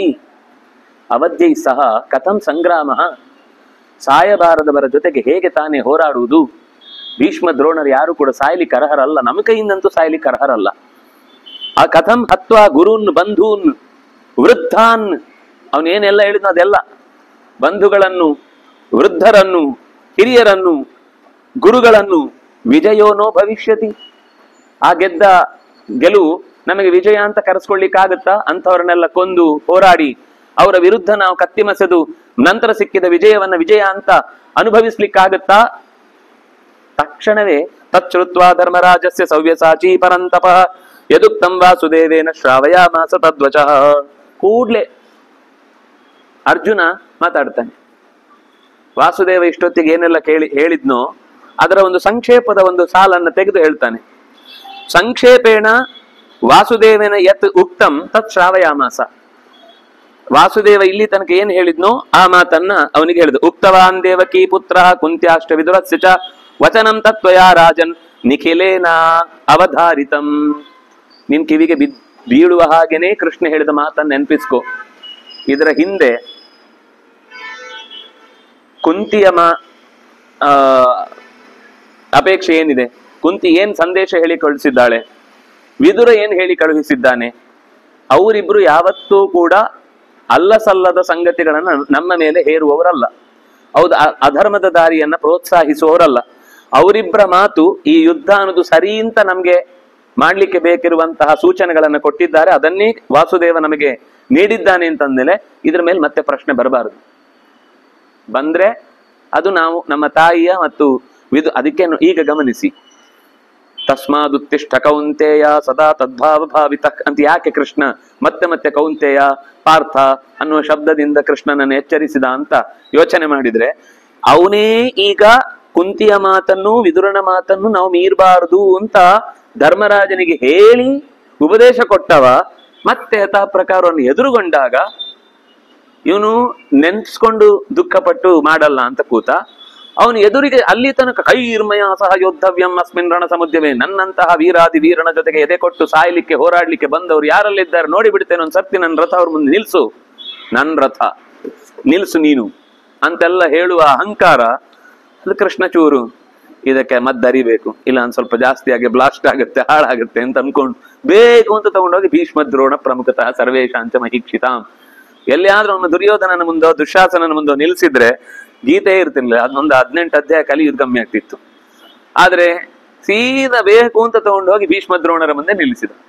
ಆಗ ಕಥನ್ ಸ್ವಜನಂ ಹಿ ಕಥಂ ಹತ್ವ ಸುಖಿನ ಶ್ಯಾಮ ಮಾಧವ ಅಂತ ಇಲ್ಲಿ ಈಗ ಧರ್ಮರಾಜ ಏನ್ ಹೇಳಿದ್ನೋ ಅದನ್ನ ಅಲ್ಲಿ ಮತ್ತೆ ಅರ್ಜುನ ಕೂಡ ಹೇಳ್ತಾನೆ. ನಚತೋ ವಕ್ಷತೋ ಧರ್ಮಂ ಇತಿ ಮೇ ನೈಷ್ಠಿಕಿ ಮತಿ. ಅವರಿಬ್ರು ಕೂಡ ಯಾವತ್ತೂ ಕೂಡ ಅಧರ್ಮದ ಸಂದೇಶಗಳನ್ನು ನನಗೆ ಕೊಟ್ಟು ಕಳುಹಿಸುವುದಿಲ್ಲ ಅನ್ನೋದು ನನ್ನ ನೈಷ್ಠಿಕಿ ಮತಿ. ನನಗೆ ಅವ್ರು ಹೇಳಿದ ಮಾತಿನಲ್ಲಿ ವಿಶ್ವಾಸ ಇದೆ. ಅವ್ರು ಯಾವತ್ತೂ ತಪ್ಪು ದಾರಿಯನ್ನು ನಮಗೆ ಸೂಚಿಸುವವರಲ್ಲ. ನಾಪಿ ಯುಕ್ತಂಚ ಕೌಂತೆಯ ನಿವರ್ತಿತು ಅಯುಧ್ಯತಃ. ಇನ್ನು ಅಯುಧ್ಯತಃ ಯುದ್ಧ ಮಾಡದೆ ಈಗ ನಾವು ಕೈ ಚೆಲ್ಲುವುದರಲ್ಲಿ ಯಾವ ಅರ್ಥವೂ ಇಲ್ಲ. ಯಾಕೆಂದ್ರೆ ಅವನು ಯುದ್ಧಕ್ಕೆ ಕೈ ಮಿಲಾಯಿಸಿ ಆಗಿದೆ. ನಾವು ಈಗ ಕೈ ಹಿಂದೆ ಹಾಕಿ ಅವನು ಪಟ್ಟು ತಿನ್ಕೊಂಡು ಅವನು ಕೊಟ್ಟದ್ದನ್ನೆಲ್ಲ ಬಯಸ್ಕೊಂಡು ಬರ್ಲಿಕ್ಕೆ ಆಗುದಿಲ್ಲ.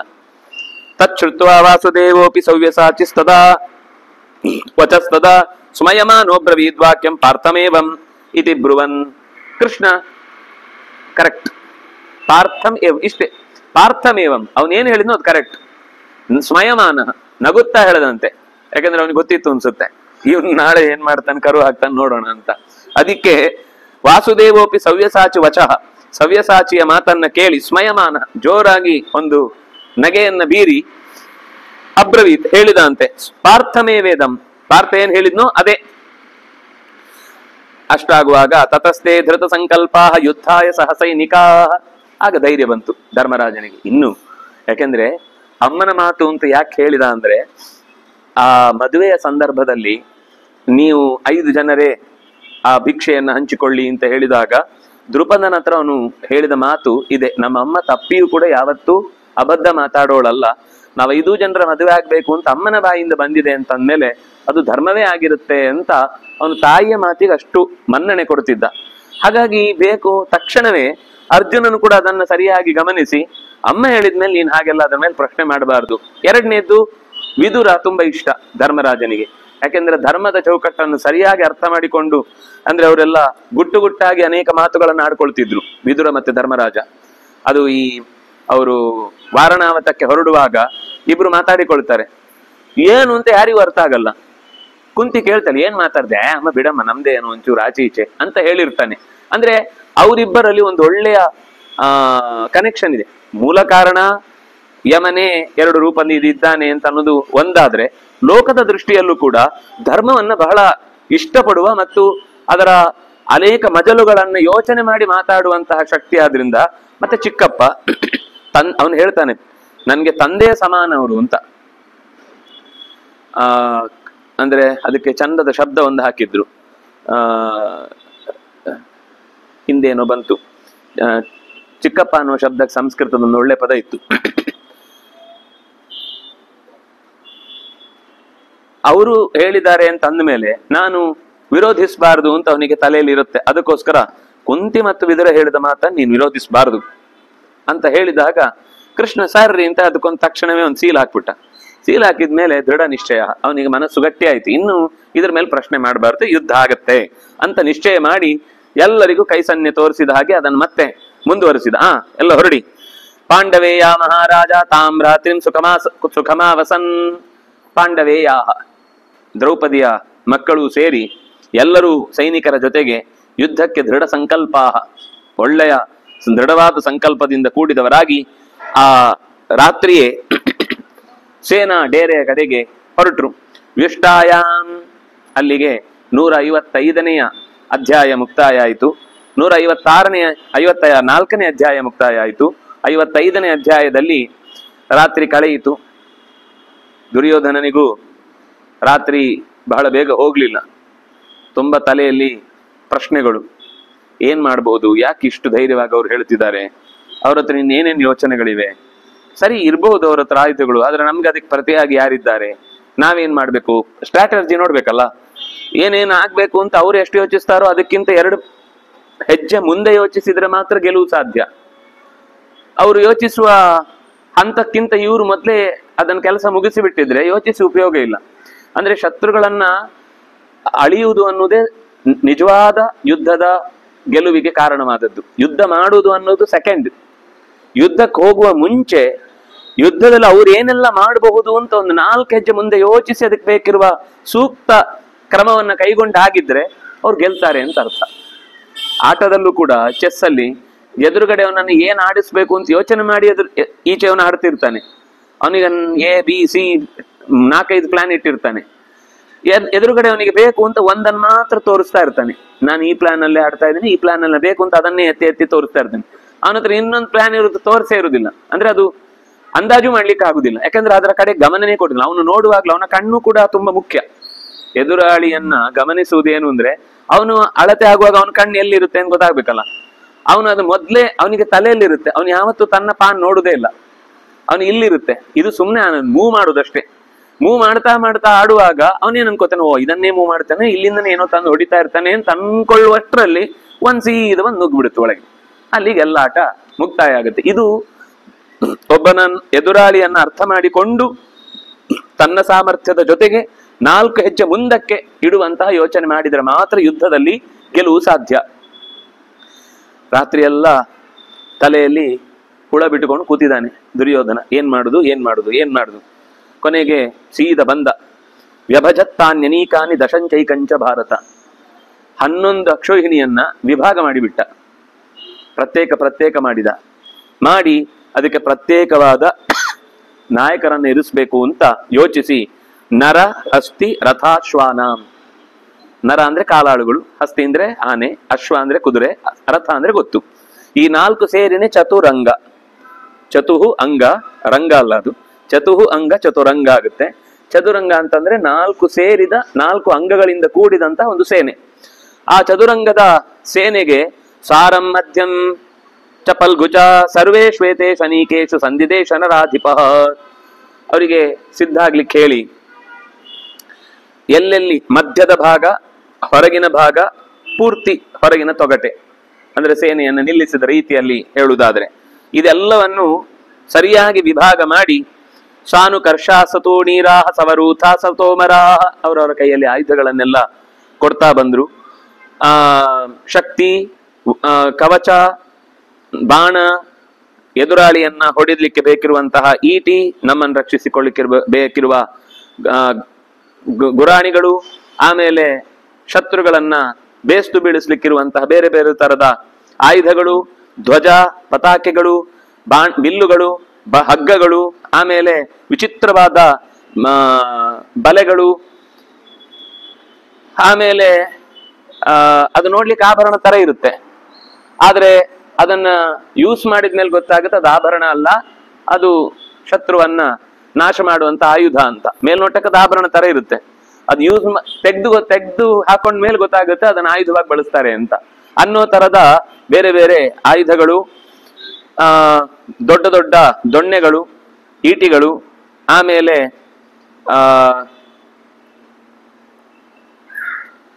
ನೂರಾರು ತರದ ಆಯುಧಗಳ ಹೆಸರನ್ನು ಹೇಳ್ತಾರೆ.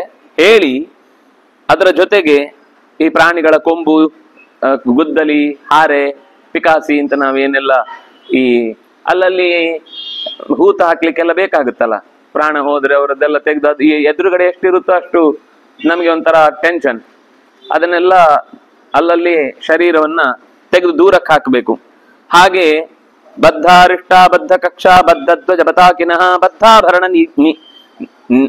ನಿರ್ಯೂಹ, ಬದ್ಧ ಚರ್ಮಾಸಿ ಪಟ್ಟಿಶಾಹ, ಎಲ್ಲರೂ ತಮ್ಮ ತಮ್ಮ ಆಯುಧಗಳನ್ನೆಲ್ಲ ಮೈ ಮೇಲೆ ಹಾಕೊಳ್ಳುವಂತಹದ್ದು, ಹೆಗಲ ಮೇಲೆ ಹೊರುವಂತದ್ದು, ಕೈಯಲ್ಲಿ ಹಿಡಿಯುವಂತದ್ದು, ಇಂಥದ್ದೆಲ್ಲವನ್ನು ಹಿಡ್ಕೊಂಡು ಮುಂದಕ್ಕೆ ಹೋಗ್ತಾ ಇದ್ದಾರೆ. ಪದಾತಿಗಳು, ಆನೆಗಳು, ಆನೆಗಳಿಗೂ ಸಂಬಂಧಪಟ್ಟ ಅದಕ್ಕೂ ಪೆಟ್ಟಾಗಬಾರ್ದಲ್ಲ, ಅದಕ್ಕೂ ಕವಚಗಳನ್ನೆಲ್ಲ ತೊಡಸಿರ್ತಾರೆ. ಆನೆಗೆ ತಲೆಗೆ ಏಟು ಬಿದ್ರೆ ಅದು ಅವನು ಹುಚ್ಚಿಡಿಯತ್ತೆ, ಅದಕ್ಕೆ ಅಲ್ಲಿಗೆ ಪೆಟ್ಟು ಬೀಳದ ಹಾಗೆ ತುಂಬಾ ದೊಡ್ಡದಾದ ಅಂಬಾರಿ ತರ ಹೊರಗೆ ಕಾಣಿಸುತ್ತೆ ಆಭರಣವಾಗಿ, ಆದ್ರೆ ಅದು ರಕ್ಷಣೆಗೂ ಇರುವಂತದ್ದು. ಇಂಥ ಗುಪ್ತವಾದ ದಾರಿಯಲ್ಲಿ ಯಾರಿಗೂ ಕಾಣದ ರೀತಿಯಲ್ಲಿ ಶತ್ರುಗಳಿಗೆ ಚಳ್ಳೆ ಹಣ್ಣು ತಿನ್ನಿಸುವ ಬೇರೆ ಬೇರೆ ಉಪಾಯಗಳನ್ನೆಲ್ಲ ಹೂಡಿಕೊಂಡು ಸೈನ್ಯವನ್ನು ಹೊತ್ತುಕೊಂಡು ಹೊರಟಿದ್ದಾರೆ. ರಥ ಸಹಸ್ರಾಣಿ, ಸಾವಿರಾರು ರಥಗಳು ಒಂದು ದಿಕ್ಕಿನಿಂದ ಹೋಗ್ತಾ ಇದೆ. ಇನ್ನು ಅದರ ಜೊತೆಗೆ ಆನೆಗಳು ಇನ್ನೊಂದು ಕಡೆಯಿಂದ, ಒಂದು ಆನೆಗೆ ಸುಮಾರು 7 ಜನ ಇರ್ತಾರೆ ಒಂದು ಆನೆ ಜೊತೆಗೆ. ಅಂದ್ರೆ 4 ದಿಕ್ಕುಗಳಲ್ಲಿ ಒಂದೊಂದು ತರದ ಆಯುಧವನ್ನು ಹಿಡಿದವರಾದ್ರೆ ಆನೆಯನ್ನು ಓಡಿಸುವ ಒಬ್ಬ ಇರ್ತಾನೆ, ಆಯುಧಗಳನ್ನ ಸಪ್ಲೈ ಮಾಡುವ ಒಬ್ಬ ಇರ್ತಾನೆ. ಹೀಗೆ 7 ಜನರನ್ನ ಒಂದು ಆನೆ ಮೇಲೆ ಇಟ್ಟಿರ್ತಾರೆ ವ್ಯವಸ್ಥೆಗೆ ಅಂತ. ಇನ್ನು ಕುದುರೆ ರಥದಲ್ಲಿ ಹೋಗುವಾಗ ಚಕ್ರವನ್ನ ರಕ್ಷಿಸುವವರಿಬ್ರು, ಚಕ್ರ ರಕ್ಷಕರು ಅಂತಾನೆ ಹೆಸರು ಅವರಿಗೆ. ಇನ್ನು ಆಯುಧವನ್ನ ಸಪ್ಲೈ ಮಾಡುವವರು, ಒಳಗಿನಿಂದ ಒಬ್ಬ ರಥಿಕ, ಎದುರುಗಡೆಯಿಂದ ಒಬ್ಬ ಸಾರಥಿ, ಅದು ಸಾಮಾನ್ಯ 5 ಜನ ಅಂತೂ ಇದ್ದೇ ಇರ್ತಾರೆ. ಹೀಗೆ 5 ಜನ ರಥಗಳಲ್ಲಿ, 7 ಜನ ಆನೆಗಳಲ್ಲಿ, ಆಮೇಲೆ ಕುದುರೆ ಮೇಲೆ ಒಬ್ಬನೇ. ತಪ್ಪಿದ್ರೆ ಕೆಲವೊಂದ್ ಸರ್ತಿ ಯಾರನ್ನಾದ್ರೂ ತೊಂದರೆ ಆಗಿದ್ರೆ ಎತ್ತಿ ತಗೊಂಡು ಹೋಗ್ಲಿಕ್ಕೆ ಬಿಟ್ರೆ ಯುದ್ಧ ಮಾಡುದು ಒಬ್ಬನೇ ಕುದುರೆಯಲ್ಲಿ. ಇನ್ನು ಕಾಲಾಳುಗಳು. ಹೀಗೆ ನಮಗೆ ಇದನ್ನಿಟ್ಟುಕೊಂಡು ಸೇನೆಯಲ್ಲಿ ಎಷ್ಟು ಜನ ಇತ್ತು ಅಂತ ಲೆಕ್ಕ ಹಾಕ್ಬೋದು ಬೇಕಿದ್ರೆ ಮುಂದೆ. ಅದು 7, 5, 1 ಇತ್ಯಾದಿಗಳನ್ನೆಲ್ಲ ವಿಭಾಗ ಮಾಡಿಕೊಂಡು ಒಟ್ಟು ಸೇನೆಯ ಸಂಖ್ಯೆ ಎಷ್ಟಿತ್ತು ಅಂತ. ತದ್ಬಭೂವ ಬಲಂ ರಾಜನ್ ಕೌರವ್ಯಸ್ಯ ಮಹಾತ್ಮನಃ. ಕೌರವ್ಯ ಯಾರು ದುರ್ಯೋಧನ ಪತಾಕಗಳೊಂದಿಗೆ ಕೂಡಿದ, ಅಲಂಕಾರದಿಂದ ಕೂಡಿದಂತಹ 4 ದಿಕ್ಕುಗಳಿಂದ ಒಟ್ಟಿಗೆನೆ ನೀರು ಹರಿದು ಒಂದು ಬೆಟ್ಟವನ್ನು ಮುಳುಗಿಸಿದ್ರೆ ಹೇಗೆ ಕಾಣುತ್ತೋ ಹಾಗೆ ಇಡೀ ಕುರುಕ್ಷೇತ್ರದತ್ತ ಅವರ ಸೇನೆ ಪ್ರವಾಹದಂತೆ ಹರಿಲಿಕ್ಕೆ ಶುರುವಾಯಿತು. ನರಾದಶ ಹಯಾಸ್ಯಾಸನ್ ಪಾದರಕ್ಷಾ ಸಮಂತತಃ ರಥಸ್ಯ ನಾಗಾ ಪಂಚಾಶನ್ ನಾಗಸ್ಯಾಸನ್ ಶತಂ ಭಯ. ಅದರ ಲೆಕ್ಕಾಚಾರ ಹೇಳ್ತಾ 10 ಜನ ಸಾಮಾನ್ಯವಾಗಿ ಒಂದು ಕುದುರೆಯನ್ನು ರಕ್ಷಿಸ್ಲಿಕ್ಕೆ, ಕುದುರೆ ಮೇಲೆ ನಿಂತವನನ್ನು ರಕ್ಷಿಸ್ಲಿಕ್ಕೆ ಅವನ ಕೆಳಗಡೆಯಿಂದ ಒಂದು ಪದಾತಿಗಳಿರ್ತಾರೆ. ಇದು ಕುದುರೆ ಮೇಲಿರೋರು ಬೇರೆ, ಕುದುರೆಯ ಸುತ್ತ ಒಂದೇ ಸರ್ತಿಗೆ ಯಾರು ಬಂದು ದಾಳಿ ಮಾಡಬಾರದು. ಅದಕ್ಕೆ ಅವರಿಗೆ ರಕ್ಷಣೆಗೆ ಅಂತ ಹೊರಗಿನಿಂದ ಒಂದು ಸುತ್ತಿರುತ್ತೆ, ಅದನ್ನು ದಾಟಿದ ಮೇಲೆ ಒಳಗೆ ಹೋಗ್ಬೇಕು. ಹಾಗೆ ಅದರದ್ದು ಸಣ್ಣ ಸಣ್ಣ ಸಣ್ಣ ವಿಭಾಗಗಳಾಗಿ ಆಗಿ ಆಗಿ ಅದು ದೊಡ್ಡ ವ್ಯೂಹ ಆಗತ್ತೆ. ಅಂದ್ರೆ ಮಧ್ಯದಲ್ಲಿ ಮುಖ್ಯವಾದ ನಾಯಕ ಇರ್ತಾನೆ, ಉಳಿದಂತೆ ಹೊರಭಾಗದಲ್ಲಿ ಅನೇಕ ಜನರು ಅದಕ್ಕೆ ಪರಿವಾರಭೂತವಾಗಿ ರಕ್ಷಣೆಗೆ ಅಂತ ನಿಂತಿರ್ತಾರೆ. ಅದಕ್ಕೆ ಅವನು ಹೇಳಿದ್ದು ಭೀಷ್ಮಮೇವಾಭಿರಕ್ಷಂತು ಭವಂತ ಸರ್ವಯೇವಹಿ, ನೀವೆಲ್ಲ ಭೀಷ್ಮನನ್ನ ರಕ್ಷಣೆ ಮಾಡ್ತಾ ಸುತ್ತ ಕಾವಲಿದ್ದು ಬಿಡಿ, ನೀವು ಯುದ್ಧಕ್ಕೆ ಡಿಫೆನ್ಸಿಗೆ ಇದ್ದು ಬಿಡಿ, ಅಟ್ಯಾಕಿಂಗ್ ಪೊಸಿಷನ್ಗೆ ಹೋಗ್ಲೇಬೇಡಿ ಅಂತ. ನೀವು ಸುಮ್ಮನೆ ತಡೀತಾ ಹಾಕೋತೀರಿ.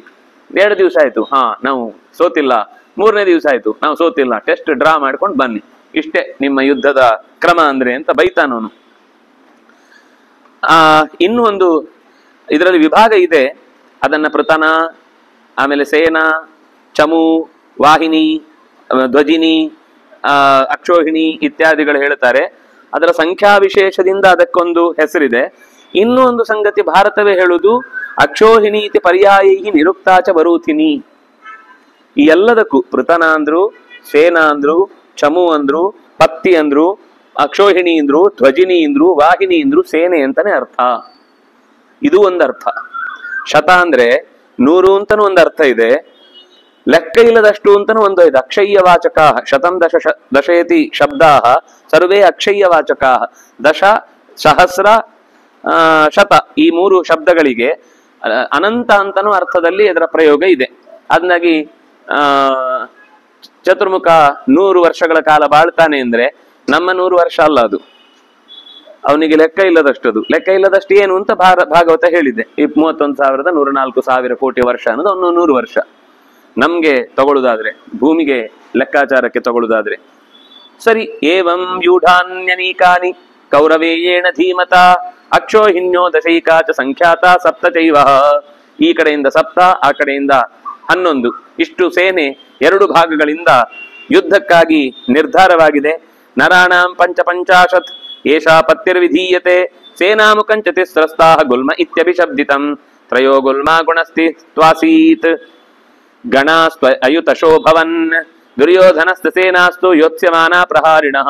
ಎಲ್ಲರೂ ದುರ್ಯೋಧನನ ಸೇನೆಯಲ್ಲಿ ಶತ್ರುಗಳ ವಿರುದ್ಧ ಹೋರಾಡುವುದಕ್ಕೆ ಬೇಕಿರುವಂತಹ ಅತ್ಯಂತ ಹೆಚ್ಚಿನ ಉತ್ಸಾಹವನ್ನು ಹೊಂದಿಕೊಂಡು ತಮಗೆ ಏನೇನು ಜವಾಬ್ದಾರಿ ಕೊಟ್ಟಿದ್ದಾರೆ ಆಯುಧಗಳ ಮೂಲಕ ಯುದ್ಧಕ್ಕೆ, ಅದನ್ನು ಸಮರ್ಥವಾಗಿ ರಾಜನಿಗೋಸ್ಕರ ನಾವು ನಡೆಸಲಿಕ್ಕೆ ಸಿದ್ಧರಿದ್ದೇವೆ ಅಂತ ಹೊರಟಿದ್ದಾರೆ.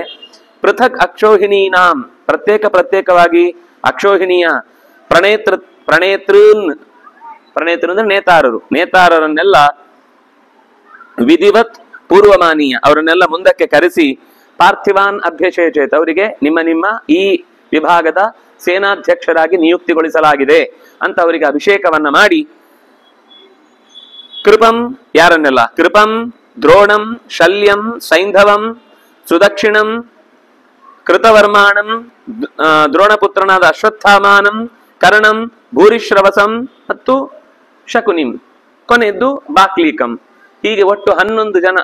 ಈ 11 ಜನರನ್ನ 11 ವಿಭಾಗ ಮಾಡಿದಂತಹ ಸೇನಾ ಪ್ರಮುಖರನ್ನಾಗಿಸಿ ಅವರಿಗೆ ಅಧಿಕಾರವನ್ನ ಕೊಟ್ಟು ಅವರಿಗೆ ಅಭಿಷೇಚನೆಯನ್ನು ಮಾಡಿ, ನೀವು ಈ ಕಾರ್ಯದಲ್ಲಿ ಪ್ರಧಾನ ಪಾತ್ರ ವಹಿಸಬೇಕು ಅಂತ. ದಿವಸೇ ತೇಷಾಂ ಪ್ರತಿವೇಲಂಚ ಭಾರತ ಚಕ್ರೇ ಸ ವಿವಿಧ ಪೂಜಾ ಪ್ರತ್ಯಕ್ಷಂಚ ಪುನಃ. ಎಲ್ಲರಿಗೂ ಪ್ರತಿ ದಿನವೂ ಕೂಡ ಸಂದರ್ಭ ಬಂದಾಗಲೆಲ್ಲ ಅವರನ್ನು ಬಹಳ ಆದರದಿಂದ ನೋಡ್ಕೊಳ್ತಾ ಇದ್ದಂತೆ ದುರ್ಯೋಧನ. ಕೆಲಸ ಆಗ್ಬೇಕಲ್ಲ ಈಗ, ಆದ್ರಿಂದಾಗಿ ಇಲ್ಲೆಲ್ಲ ಚೆನ್ನಾಗಿ ನೋಡ್ಕೊಂಡ. ಆದ್ರೆ ಯುದ್ಧದಲ್ಲಿ ಅದು ತಡಿಲಿಕ್ಕೆ ಆಗ್ಲಿಲ್ಲ. ಸೀದಾ ಬಂದು ಸ್ಟೇಜಲ್ಲಿ ಅಲ್ಲಿ ಅವಮಾನ ಮಾಡಿಬಿಟ್ಟ. ಅದನ್ನ ಎಷ್ಟು ಅವ್ರು ಗಂಭೀರವಾಗಿ ತಗೊಂಡ್ರು ಅದೆಲ್ಲ ನಮ್ಗೆ ಏನು ಉಲ್ಲೇಖ ಇಲ್ಲ. ಆದ್ರೆ ಇಲ್ಲೆಲ್ಲ ಚಕ್ರೇಚ ವಿವಿಧ ಪೂಜಾ, ಅವರಿಗೆ ಯಾವ್ಯಾವ ರೀತಿಯಲ್ಲಿ ಗೌರವ ಸಿಗಬೇಕು ಅದೆಲ್ಲ ಮಾಡಿಸಿದ. ಅದಾದ್ಮೇಲೆ ಅಲ್ಲಿ ಸೇನೆಗೆ ಒಂದು ನಂಬಿಕೆ ಇರುತ್ತೆ. ಅವರವರ ಬೆಟಾಲಿಯನ್ ಅವರು ಆಯಾ ಅವರ ಊರಿನ ದೇವರು ಅಥವಾ ಅವರೊಂದನ್ನು ಇರುತ್ತೆ. ಕೆಲವರು ಈ ವೈಷ್ಣವ ದೇವರಾದ್ರೂ ಅವರು ಶಕ್ತಿಯ ಬಗೆಗಿನ ಕೂಗು ಹಾಕ್ತಾರೆ. ಕೆಲವರು ಜೈ ಬಜರಂಗ ಬಲಿ ಅಂತ ಕೂಗ್ತಾರೆ, ಕೆಲವರು ಹರ ಹರ ಮಹಾದೇವ ಅಂತಾರೆ, ಕೆಲವು ಜೈ ಶ್ರೀರಾಮ್ ಅಂತ ಬೊಬ್ಬೆ ಹೊಡಿತಾರೆ. ಅವರವರಿಗೆ ಸಂಬಂಧಪಟ್ಟ ಹಾಗೆ ಅವರ ಪ್ರದೇಶದ ಒಂದು ಏನಂತಾರೆ ಘೋಷವಾಕ್ಯಗಳನ್ನೆಲ್ಲ ಹೇಳಿಕೊಂಡು ಸಿದ್ಧ ಆಗುವ ಹಾಗೆ ಇಲ್ಲೂ ಕೂಡ ಅವರವರ ಆ ಮಾತುಗಳಿಗೆ ಕಿವಿಯಾಗಿ ಅವರಿಗೂ ತಾನು ಸತ್ಕಾರದ ಮಾತುಗಳನ್ನಾಡಿ ಪುನಃ ಮತ್ತೆ ಮತ್ತೆ ಅವರನ್ನ ಗೌರವಿಸಿದ. ತಥಾ ವಿನಿಯತಾ ಸರ್ವೇ ಏಚ ತೇಷಾಂ ಪದಾನುಗಾಹ. ಅವರೆಲ್ಲ ಒಂದೊಂದು ಕಡೆಯಿಂದ ಹೊರಟ್ರೆ ಸೈನಿಕರು ಹೊರಡುವಾಗ ಅವರ ಹಿಂದೆ ಅವರಿಗೆ ಸಹಾಯಕರಾಗಿ ಇನ್ನೊಂದಿಷ್ಟು ಸಹಾಯಕರು ಈ ಕೇವಲ ಯುದ್ಧಕ್ಕೆ ಅಂತ ಅವರು ಇರುವುದಿಲ್ಲ, ಅಲ್ಲಿ ಯುದ್ಧದಲ್ಲಿ ಬೇರೆ ಸಹಾಯಕ್ಕಾಗಿ ಅನೇಕ ಜನ ಇರ್ತಾರೆ. ಇನ್ನು ಕೆಲವರಿಗೆ ಏನಂದ್ರೆ ಯುದ್ಧ ಅಂದ್ರೆ ಏನ್ ಗೊತ್ತಿಲ್ಲ, ಆದ್ರೆ ಅವರ ನಾಯಕರು ಅಂದ್ರೆ ಇಷ್ಟ, ನೀವೇನ್ ಕೇಳಿದ್ರು ಮಾಡ್ತೀವಿ, ನಮ್ಗೆ ಸಹಾಯಕ್ಕೆ ನಮ್ಮಿಂದ ಏನ್ ಸಹಾಯ ಬೇಕು ಅದನ್ನ ತಗೊಳ್ಳಿ ಅಂತ ಹೇಳೋರು ಒಂದಿಷ್ಟು ಜನ ಇದ್ರು. ಅವರೆಲ್ಲ ರಾಜ್ಞ ಪ್ರಿಯಂ ಚಿಕೀರ್ಷವ, ರಾಜನಿಗೆ ಹೇಗಾದ್ರೂ ನಾವು ಕೆಲಸ ಗಿಟ್ಟಿಸ್ಲಿಕ್ಕೆ ಅವನ ಎದುರು ಓಡಾಡ್ಕೊಂಡು ಬೇಕು ಅಂತ ಎಲ್ಲರಿಗೂ ಅವರೇ ನೀರು ತಂದು ಕೊಡುದು, ಅದು ಮಾಡುದು ಇದು ಮಾಡುದೆಲ್ಲ ಮಾಡ್ತಿರ್ತಾರೆ. ಅಂದ್ರೆ ತುಂಬಾ ಕೆಲಸ ಮಾಡ್ತಾ ಇದ್ದಾನೆ ಅಂತ ರಾಜನ ಗಮನಕ್ಕೆ ಬರುವ ಹಾಗೆ ಓಡಾಡುವ ಒಂದಿಷ್ಟು ಜನ ಇದ್ರು. ಅವರು ಕೂಡ ಸೈನಿಕರಿಗೆ ಅಲ್ಲಲ್ಲಿ ಸಹಾಯ ಮಾಡ್ತಿದ್ದಾರೆ. ಕರ್ಕೊಂಡು ಹೋಗುವಂತಹ ಕೆಲಸ ಆರಂಭ ಆಯಿತು ಅನ್ನುವಲ್ಲಿಗೆ 155ನೇ ಅಧ್ಯಾಯ ಮುಕ್ತಾಯ ಆಯಿತು. ಇನ್ನು 156ನೇ ಅಧ್ಯಾಯದಲ್ಲಿ ಒಳಗೆ ಮಾತುಕತೆ ನಡೆಯುತ್ತೆ. ಏನು ಮಾತುಕತೆ ನಡೆಯುತ್ತೆ, ಆಗ ಅಲ್ಲಿ ಏನೇನು ವೈರುಧ್ಯಗಳು, ಪಾಂಡವರ ಕಡೆ ಇದ್ದನ್ನು ಗಮನಿಸಬೇಕು, ಅವರ ಒಳಗಿನ ಮಾತುಕತೆ ಹೇಗಿತ್ತು ಅಂತ ಈ ಹಿಂದಿನದ್ರಲ್ಲಿ, ಇವ್ರ ನಡುವೆ ಮಾತುಕತೆ ಏನ್ ನಡೆಯಿತು ಅನ್ನೋದನ್ನ ಮತ್ತೆ ನಾಳೆಯ ಚಿಂತನೆಯಲ್ಲಿ ನಾವು ಸೇರಿದಾಗ ಅನುಸಂಧಾನ ಮಾಡೋಣ ಅಂತ ಹೇಳ್ತಾ, ಕಾಯೇನ ವಾಚ ಮನಸೇಂದ್ರಿಯೈರ್ವಾ ಬುದ್ಧ್ಯಾತ್ಮನಾ ವಾ ಅನುಸೃತ ಸ್ವಭಾವ ಕರೋಮಿ ಯದ್ಯತ್ ಸಕಲಂ ಪರಸ್ಮೈ ನಾರಾಯಣಾಯೇತಿ ಸಮರ್ಪಯಾಮಿ. ನಾಳೆ ಮತ್ತೆ ಸರಿಯಾಗಿ 2 ಗಂಟೆಗೆ ಈ ಕಥೆಯ ಮುಂದುವರೆದ ಭಾಗವನ್ನ ಅನುಸಂಧಾನ ಮಾಡೋಣ. ಶ್ರೀಕೃಷ್ಣಾರ್ಪಣಮಸ್ತು.